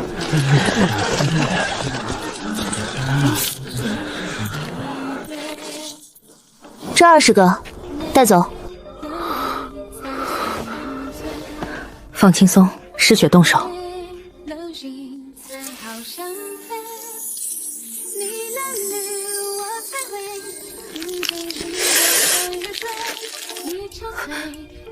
生银杏配荷包，小姐，把证据给老爷吧。主动捅出去，爹会护着柳扶风。这圈套得让自己钻。非要毁我一辈子。夫人，事情成了，这是大小姐后院发现的药渣，明面上治肠胃，实际治月经紊乱不易有孕，药方还有偏差，根本治不好。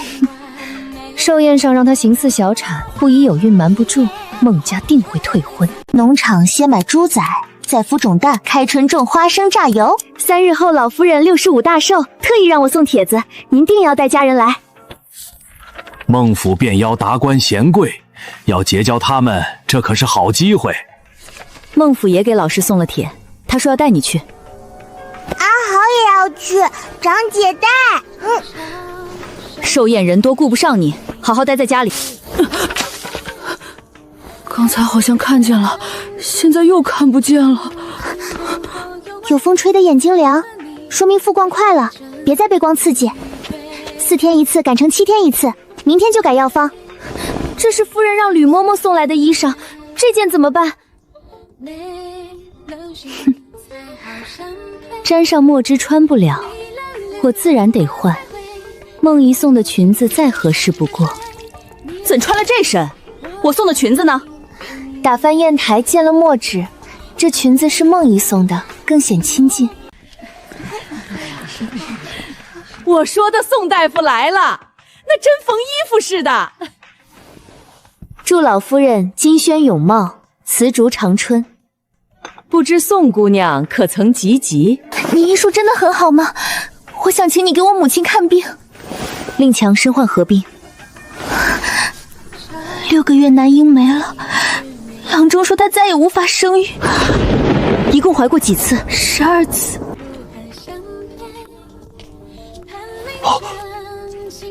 叶公能赏脸，孟府蓬荜生辉。老夫就收启明一个弟子，他天分又努力，我实在喜欢。阿姐，我想去茅房。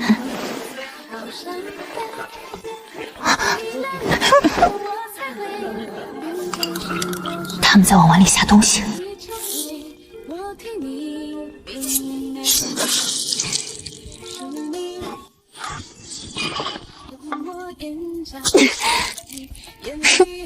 局中局，有好戏看了。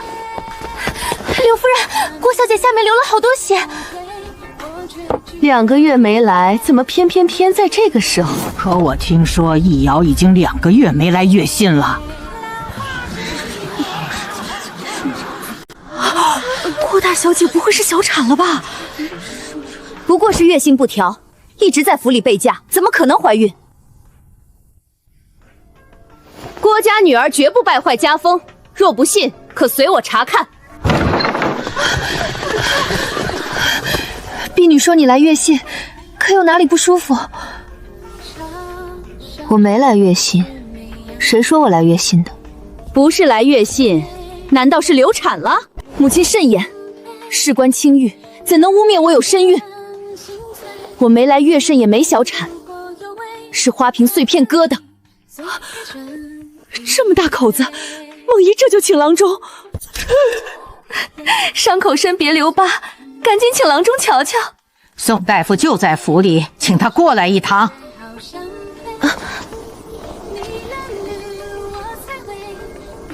好戏开场了，伤口不深，涂几天药膏就能好，不会留疤。易遥月信紊乱，请宋大夫把脉看看是不是有问题。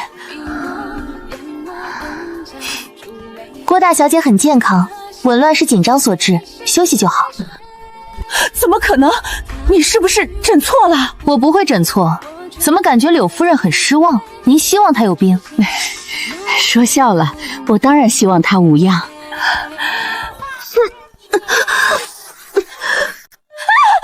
血！郭二小姐流血了！娘，我肚子疼，快把舒儿扶到床上。宋大夫，麻烦您再给看看。强行催经伤气血，她是吃了东西导致来月信，甚至可能导致结晶。肉宴上怎会有这种东西？给我查！就是这碗汤，有红花牛膝桃仁，幸好没血崩。敢在孟家下毒，必须把人找出来！只有这碗下了药，肯定是故意的。大人冤枉啊！大人冤枉啊！汤羹可离过你的眼？奴婢中途上了茅房，汤离了眼，死无对证。但凡搜出可疑药料，速速回禀。夫人冤枉，这不是奴婢所有，是栽赃陷害。只有银子是吕嬷嬷给的，下药全是她指使。大胆贱婢，无端攀扯主母！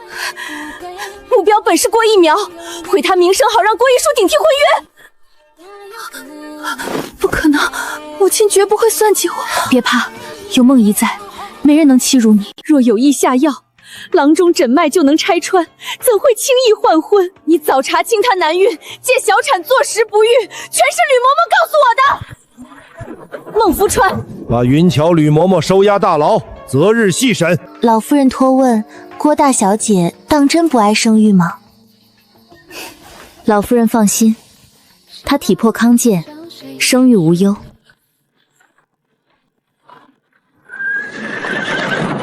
幕后主使定是柳扶风，吕嬷嬷是替死鬼。日日投喂相克之时，筹划换亲，寻常下人怎敢？那碗被换掉的汤药，又是怎么回事？难不成是他自己调换的羹汤？家母对小产心存抵触，问诊若失礼，望多包容。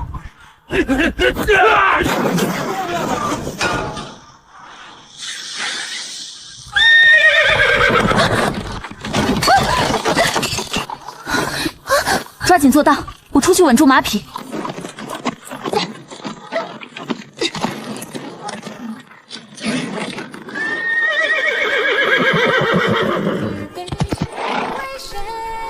宋姑娘马术超重，往后可否教我骑马？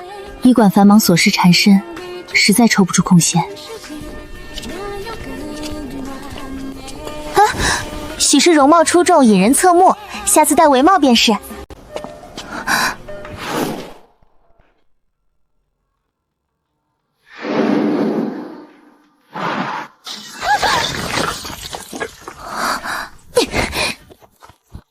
想跑？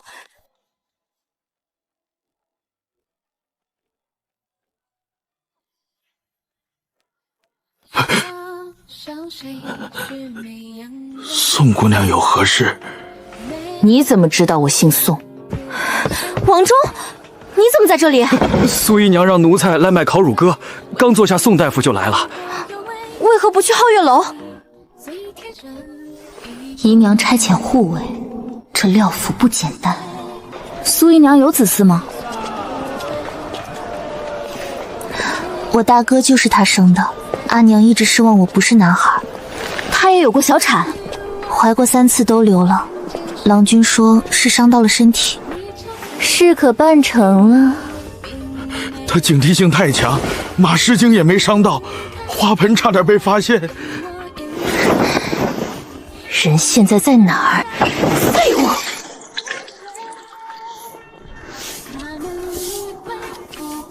母亲听不得声音，不想见人，下人变成了这样。压抑成这样，不生病也要被憋死。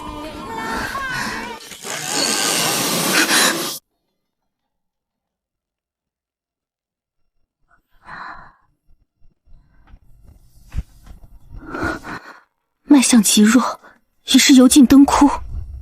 之前郎中开的药是不是都没吃？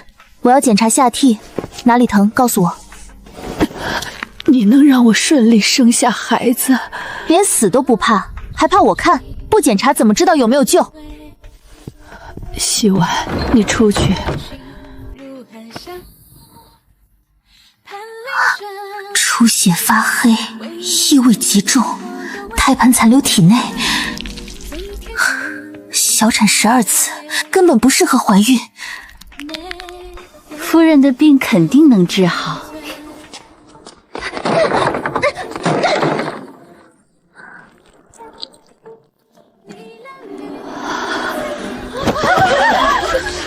快去请郎中，里面就有大夫，等他看完就能给洪桃看。还真是不消停。胎盘没排干净会感染发炎，以后别用促孕方子，怀上也生不下来。你的意思是我还能生育？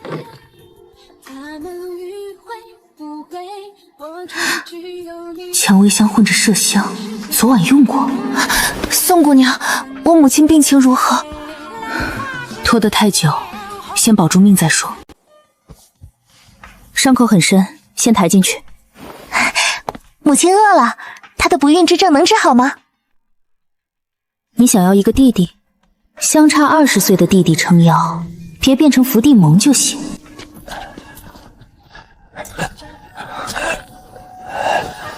文妹妹，想必这位就是宋大夫。这副短命相，气息太弱了。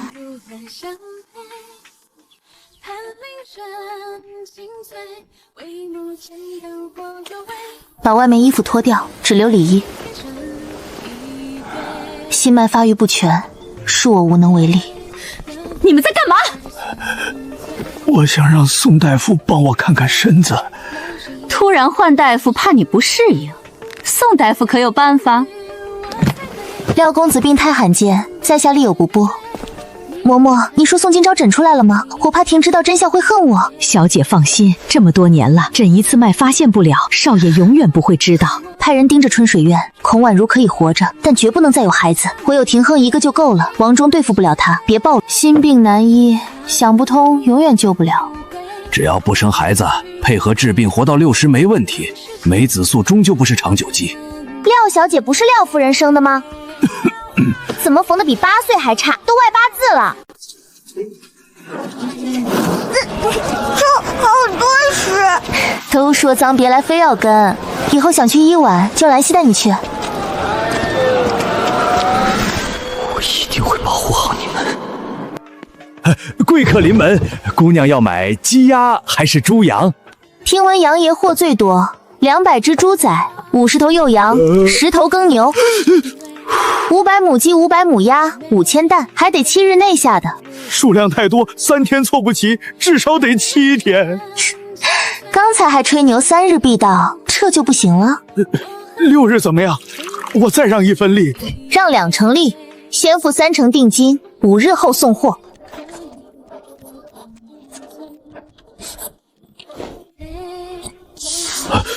姑娘就不算算？已经算过了，没问题。这是什么算术方法？怎么会这么快？你不该拄拐去寿宴，京城那帮人若不放过你怎么办？刺客未落网，这仇我要自己报，以身为饵。我就怕他们不来第2次。真死了，连个披麻戴孝的人都没有，你这辈子就做了收徒这一件对事儿。放心，启明还没中进士，我不会这么快死。马上安排人送出去。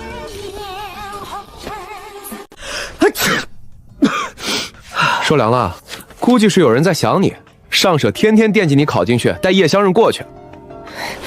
距离年考还有1月多，我会努力的。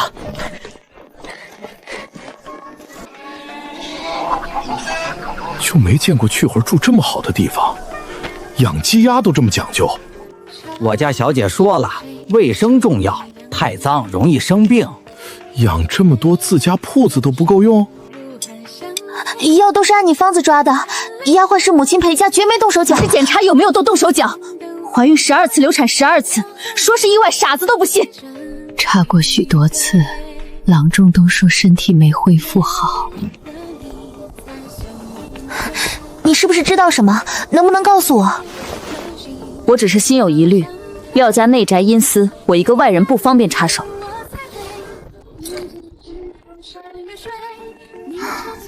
如果真是被人算计，会不会是苏姨娘？府里就这么几个人，该查早查了，或许是报应。就因为我是女孩，所以他没那么喜欢我。今天怎么比平日早了半个时辰？老师说天冷，晚上不必过去，散学后讨论半个时辰即可。庄子上缺个主事的管家，得尽快找一个。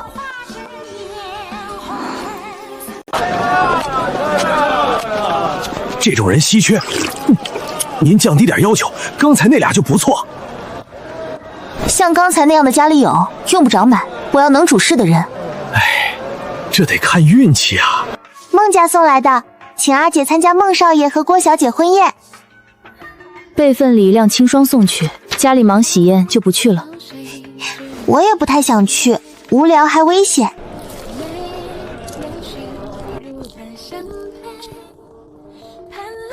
我叫徐高，张夏莲是我阿娘，现在叫清霜。你脑子好了，想把你阿娘带回去？求你好好照顾阿娘，等我有钱了，一定来接她。别告诉阿娘我来过，她知道会难过的。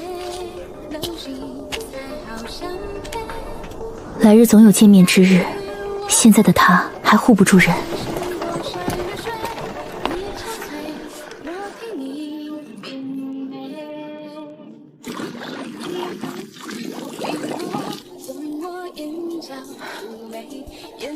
连续大半月没出问题，盯着便是。宋今朝每日来针灸换药，怕被他发现。宋今朝过年可能回老家，到时候来问诊的是刘郎中，换药时机最好。历年书院腊月初放假， 1个半月他的病好不了，没1、2年停不了药，时机极佳。去打听江湖杀手，等宋今朝离府后灭口，一个不留。小人一定板盾一击必中。只要杀掉他，一切都值。还有半个月年考，3个名额，宋启明绝对能进。他越不过我3个，我绝对在。一切都怪他。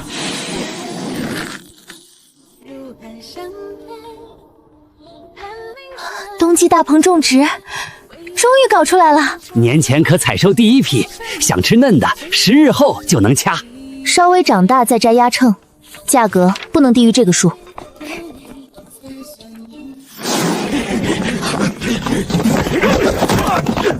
没了他的手指。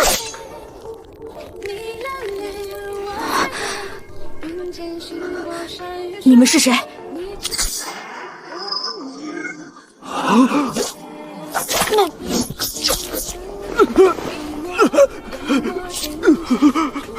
有毒！谁派你们来的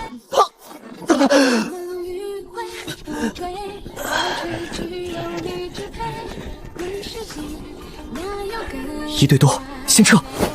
别让他跑了！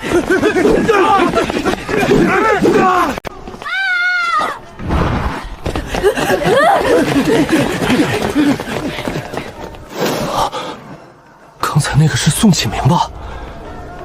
快追！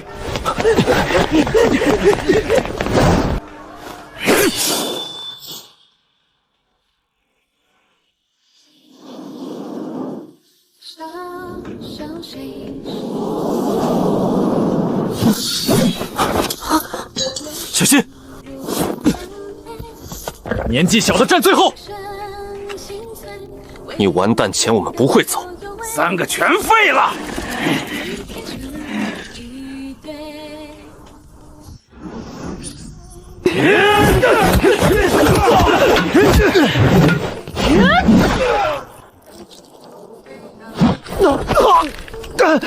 别打我脸！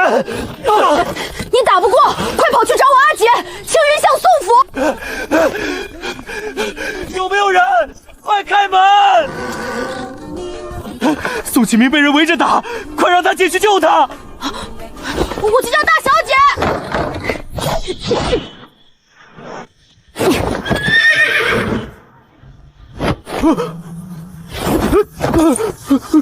就这么提上来了，前面第2个巷子右转。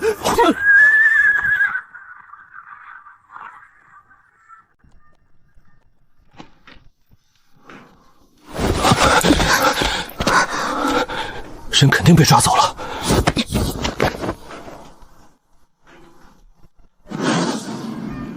是这个方向。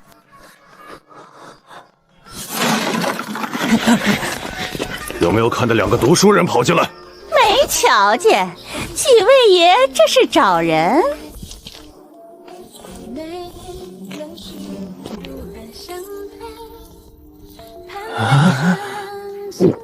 老鸨，这是新来的姑娘？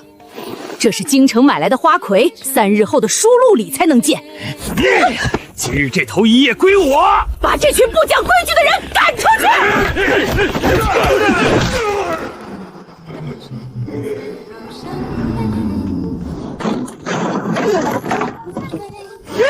老大，人在这儿！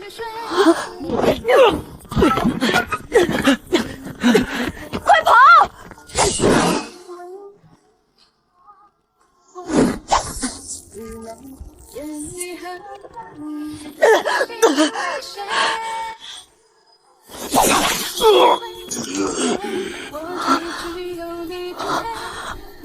阿姐，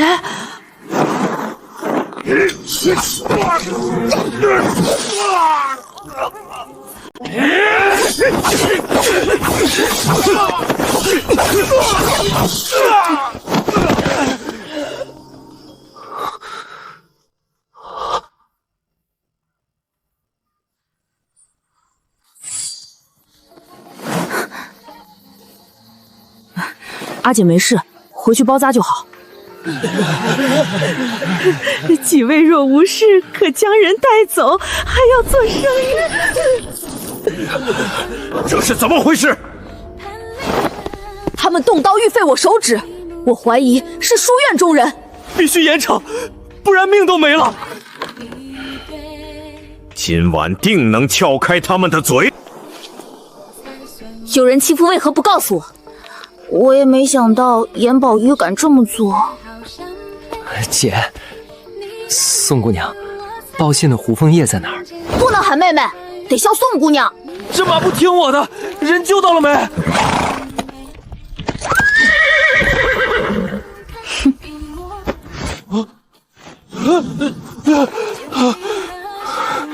没事就好，真怕出大事。轻点行不行？痛死了！轻点没用，很快就好。我不会也这样吧？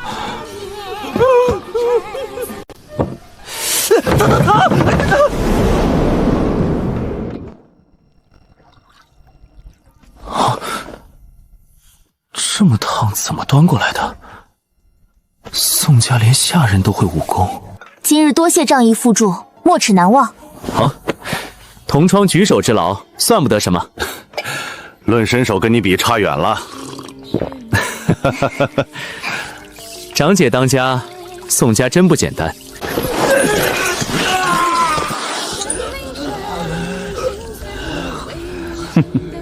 11对3没打过，就这样还敢干这行？宋启明防卫过当，大人做主。蒙面持刀还说没想闹出人命，骗鬼呢！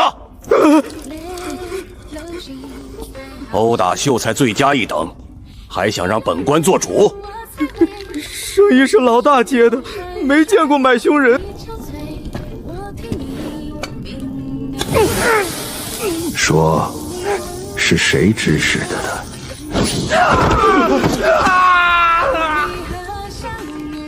不说就接着唠。什么？启明被人打了？老爷别急，没伤到筋骨。孟知府亲自接案，很快能抓到主使。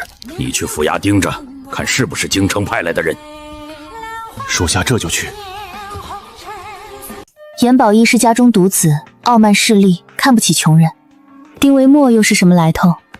买官出身，学生中有2个进士在江南，碰不到北边。严父年前必回，府衙那边嘴很紧。你们打架了？路上有人想废我手，他们是为救我才挨的打。还好手没事，不然叶先生可就留不住了。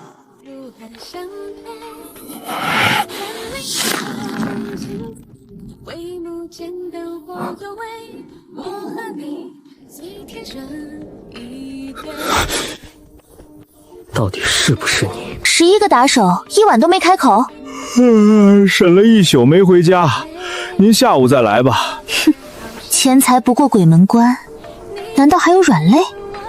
领头老大嘴硬得很，重刑下1个字没吐。宋姑娘怎么来了？杀手不肯吐露买凶者，我有办法让他开口。重刑都未曾开口，你有何办法？我能让他求生不得，求死不能。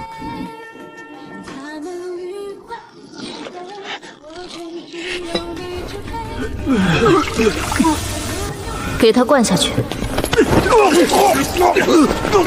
贱人，我迟早杀了你！滚出来！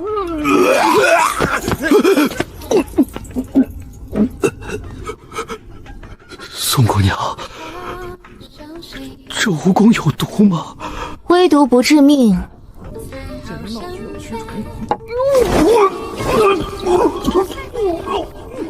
只要把蜈蚣拿出来，我什么都说。不急，再等2刻钟，等他快绝望时再审。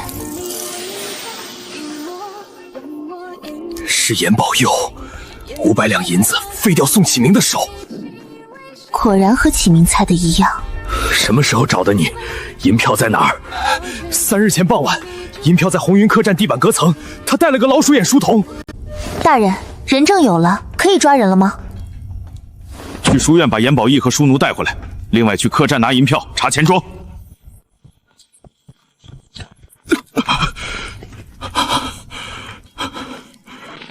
严宝义涉嫌买凶伤人，抓捕归案。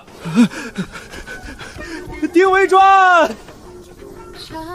或许有误会，今日年考，可否考完再传唤？哼，知府大人之命，不可违抗。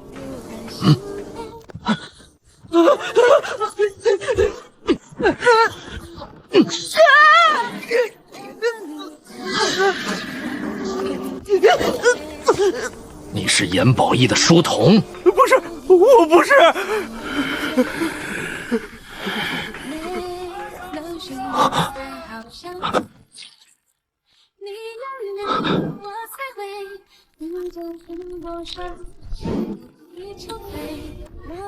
还剩2刻钟，没写完的抓紧。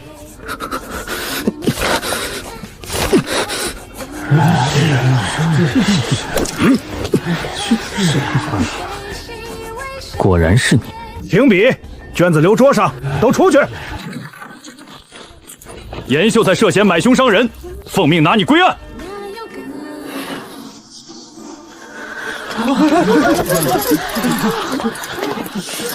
严宝义状态不对，到现在都没出来。我看见衙役带走他书童，8成是他派的打手。嫉妒心这么重，买凶伤人也敢干？哼，恐怕这次丁树子也没想保他。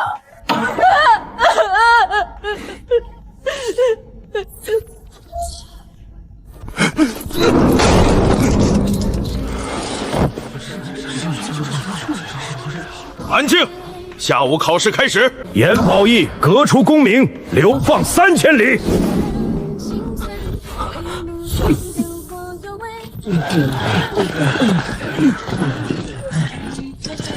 哼，罪有应得。严丰年回来，恐怕不会放过令弟。就怕到那时，他已顾不上他儿子。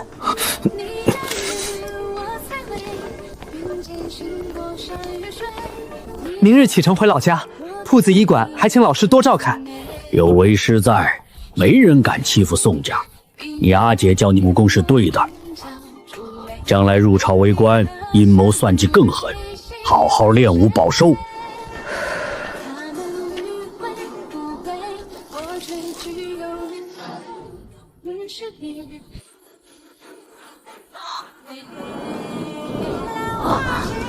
他怎会来安阳府？生意上的事拿不准，商量着办；解决不了，找叶先生。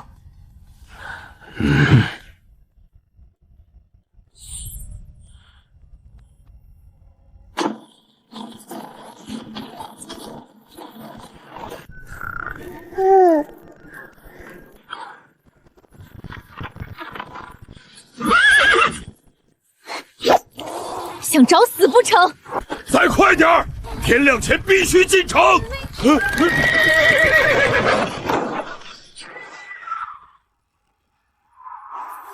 躲开！锦昭姐，快跑！撞上来了！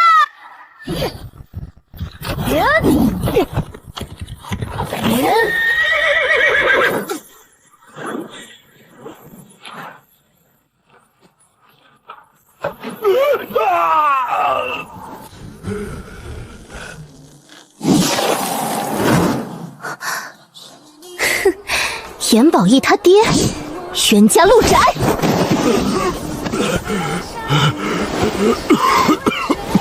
弄坏我家马车，还差点摔死我！你想害命不成？驾车不看路，还倒打一耙，活该刚才摔死你。没用的东西，回去非发卖不可！老爷饶命！100两，你的马车我买了，不卖。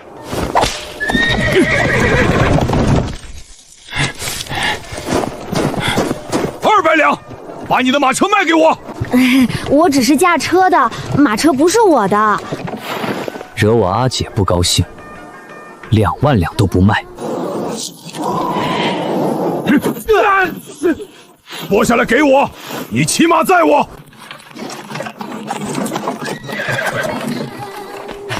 客官，后院有马圈，我给您带路。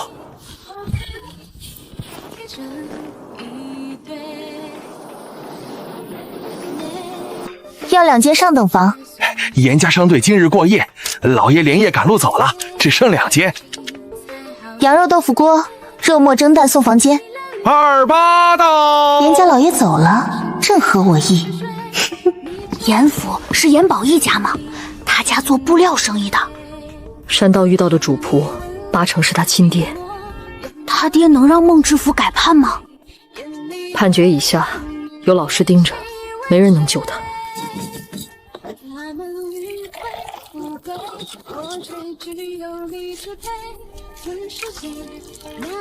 布料易燃，火从里烧，茶壶对正。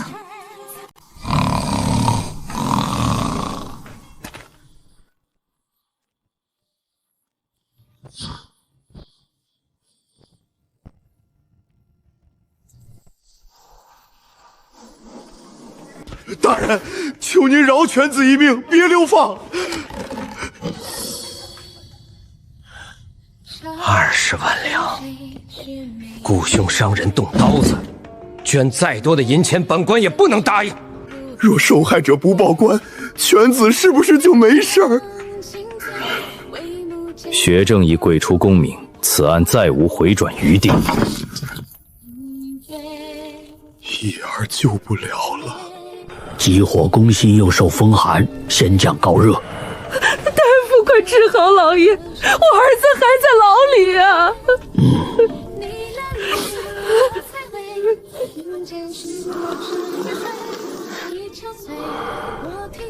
老爷，叶儿明日一早就要被流放了。 20万两都不松口，救不了了。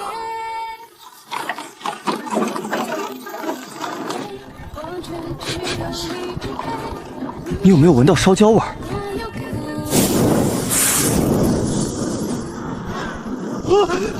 着火了！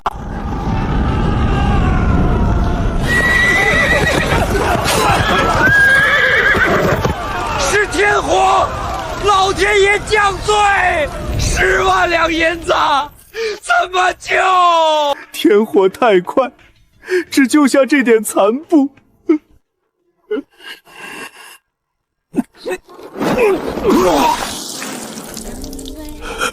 10万两没了。冬天野外过夜太冷，要是有客栈就好了。熬过今晚就不用睡外面了。小心烧成烤猪蹄。要吃豆蹄花，长身体。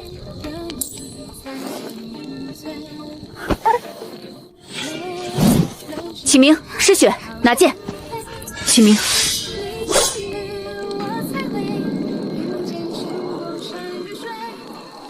有危险，你先去马车躲着。待在车里别动，保护好安好。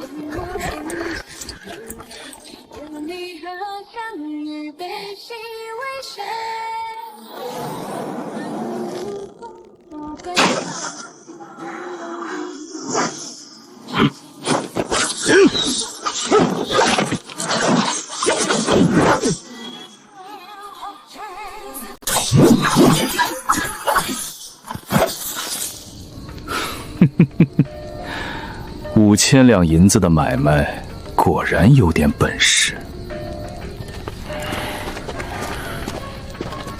5000两买我一家命，我出5000两，帮我杀雇主。哼，索命门从不毁约，杀完你们，我再去杀买主，2笔生意都接。3对5，人数不占优。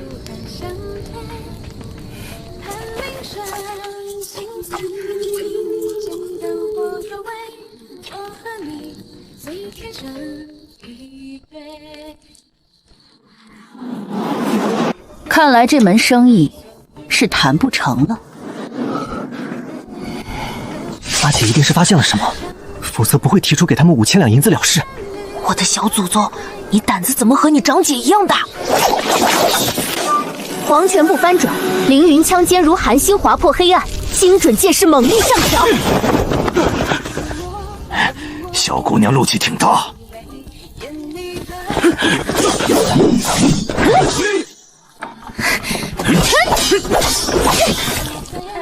可不能看，吓到你晚上做噩梦，你哥姐得撕了我。有过一次经验的宋启明眼神相对坚决，现在这个情况，今天不是你死就是我亡。记住，遇到男人打你，抬腿使出全身的力气攻击对方最脆弱的地方。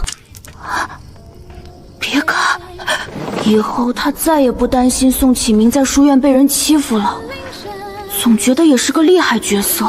原以为这次任务加贵获轻，没想到碰到了硬茬子。这个女人力气怎么这么大？我们去帮阿姐。宋金钊带着晚风，以银色闪电般控住宋启明。宋启明，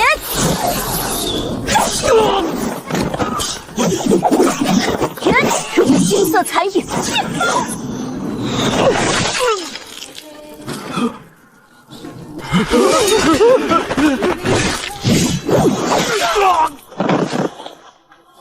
在黄泉鬼拒绝他的提议后，这5个人就没必要再活着离开。不错，1年多没白练，记住现在的感觉，以后我不在也是一样。阿姐，此处距离开康城还有1日路程，要出人命，我们得先报官。组织出身一般都无父无母，就算丢了命，也无人会报官。只是索命门收钱接了刺杀任务，恐怕还有下一波。还以为5000两银子全在身上，搞半天就200多两。不在这里过夜，马上去开康。启明，你抱你弟弟，我来驾车。今天晚上你待在里面，我来。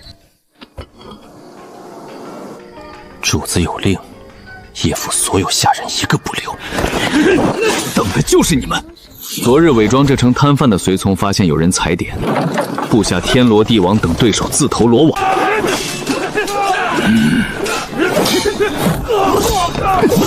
中计了！这个问题该我问你，谁派你来的？你们是惊雷队的人！留下能说话的，用绳子将人绑起来押进柴房，势必问出幕后线索。是。秘药藏在嘴里，眨眼间人就没气儿了，根本没办法救。这些人全是不顾性命的精锐部下。今日之事，多谢秦将军。小事一桩，叶大人是阿爹的朋友，那便是小侄的长辈。别说2个月，就是守上1年半载，也是应该的。该说他脸皮厚还是情商高？搭线不过3个月，称呼长辈，他们还真是看起我。针对之心何其坚决，不达目的不罢休。来者何人？有何渊源？小人将事情的来龙去脉说清楚了，这是歹徒留下的特殊图腾标记。案件本官已经全然知晓，查到幕后之人，本官自会派人前去告知。退堂！连我们住的地方都没问，怎么告知？他们就没打算认真查，不过是推诿拖延之词罢了。江湖与朝堂之间的界限，不是每个官员都敢打破。他们还没回来，怎么样？开康县令怎么说？县令没打算查，接下案子就把我们给推出来了。我才不是这个意思，我就是担心以后怎么办。要是他们趁金钊姐不在的时候朝你们采取行动，那不就麻烦了？再加3倍，全力苦练。店铺已经布置妥当，第1批菜什么时候可以采摘？3日后，按照大小姐的吩咐，正好赶上小年。还没看见人，我刚才去村长家问，他们也说就这2天，估计快回来了。下雪路上不好行，晚2天也正常。有金钊在，阿爹你就放心吧。阿爹阿娘，我回来了！瘦了，个子长高不少，都快赶上你阿爹了。没有变瘦，是变精壮了。几个月不见，启明长得愈发一表人才，仪表堂堂了。你阿姐呢？正好饭点儿，今天就留在我们家吃饭。不用，我们在城里买好了，阿姐还在外面等我，我改天再过来。村里唯2都长成大姑娘了，这次多谢你带我家高丽回来，明天可得来阿我家吃饭。瞧这马车，比村里富巨户赵老爷家的还要。高丽阿婆，阿姐，到家后我们就去见阿爹阿娘好不好？我想他们了。到家就去，我们先进城买点祭祀物品。阿爷。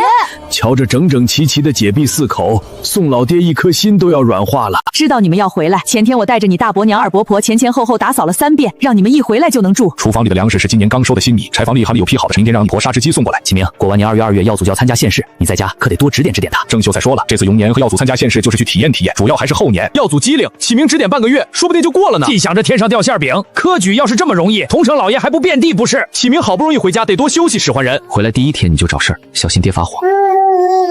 你们先休息，等大郎和二郎媳妇做好饭，阿爷过来叫你们。这个时候还有谁会去山上？脑子里冒出的猜测令他心口泛起一股酸涩。今朝，阿爷去看你阿爹阿娘也不告诉我，早知道刚才我就不走了。一晃2年多，安好也是长大了，刚出生的时候和永时还有点像。不像，安好长得比他好看。小年纪还臭美，也不知道跟谁学的。长姐和二姐长得都好看，我当然也不差。大哥呢，也就比我差一丢丢吧。安好说话这么溜，一点都不像才2岁，脑子转得快，既机灵又聪明。你刚出生的时候瘦瘦小小，还没永时1半大，我和长姐大哥都不敢抱你，哪像现在每天吃那么多，我都快抱不动了。阿婆，中午不用做我们几个的饭，家里已经收拾的差不多，中午我们自己做。今朝年的婚事你我插不了手了，以他的条件，起码你他们得是个秀才老爷才配问得上。他们以后肯定不会住在村里，要我说，今朝最好能嫁到省府。他们在安阳府一个长辈亲戚都没有，总不能让今朝自己找媒婆相看。要改天我找启明问问，过完年他13岁也该懂事了。安阳书院里全是秀才老爷，挑几个好的撮合撮合，等以后考上这张官请几个，那才是飞上枝头。只让他撮合2人见面，决定权还是在今朝自己手里。我相信他的眼光。能回来就好，这么好的料子穿在我这个老太婆身上，多浪费。衣服穿在人身上，谢谢今朝姐。今朝姐，今朝这衣服我好像穿不上，你怎么不买布料？这是给来弟和盼弟买的，大伯家也只有永年跟巧娘有。二伯母想要新衣裳，可以让二伯给你买。女娃有衣服穿就不错了，买什么新衣裳？穿了也是浪费。你不也是女的？既然穿了浪费，二伯舍怎么不光着身去外面转悠？新衣裳是特意买给你们的，过年记得穿上。谢谢今朝姐，我和妹妹很喜欢。二伯，你去年就没给我压岁钱，今年可别忘了。你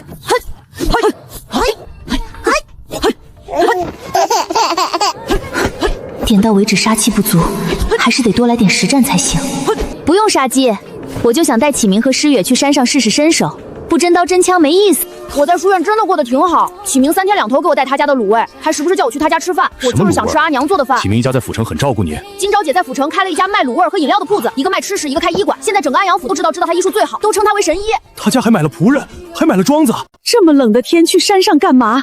前几天我还听见狼叫声，可不能去。不用杀鸡，我就想带启明和诗雪去山上试试身手。除了鲜冷的白雪味，就是枯草的土腥味，其他什么都不闻到。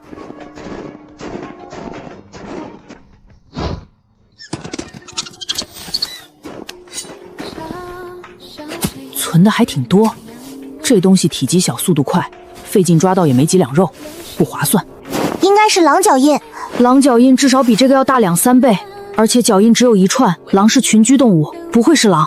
细致的观察力，极强的警觉术，这个世界远比自己想象中还要危险。是狐狸的粪便。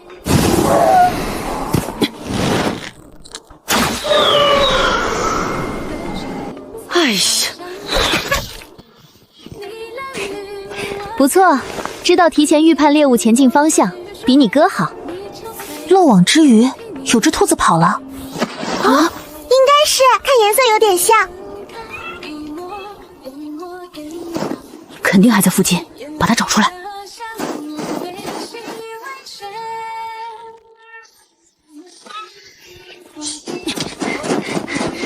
我要一只没有伤口的活狍子。活捉一只如此灵敏又兼具力量的猎物，考验的不仅是兄妹2人身体的灵活度，还有力气和默契程度。诗雪，快点！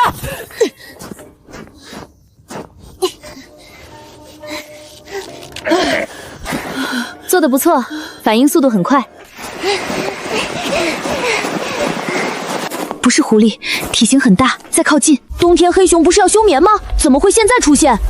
恶卢熊比正常状态下的黑熊还要危险。你们2个上，今天晚上能不能吃蒸红熊，就靠你们了。今日上山要的就是穷凶极恶的野兽，野狼没遇到，黑熊也行。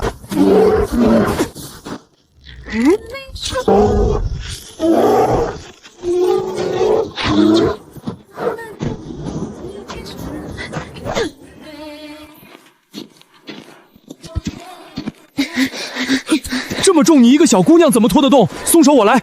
谢谢栓柱叔，我自己能拖得动。你哥哥姐姐呢？这么多肉我们也吃不完，要拖到城里的酒楼卖掉吗？把皮剥了，留下2只狍子，其他都卖给村里人。狐狸肉15文钱一斤，狍子肉25文一斤，沟熊肉35文一斤。你确定这是宋家的下人发的？这不是骗人吗？劳驾问一句，旁边蔬菜店明日上午什么时候开门？自家的商业机密，李少爷你会告诉别人吗？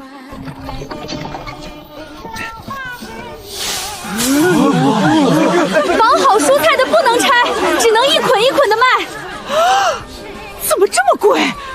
我们东家为了在冬天把菜种出来，花了不少心思，这已经是在亏本卖了。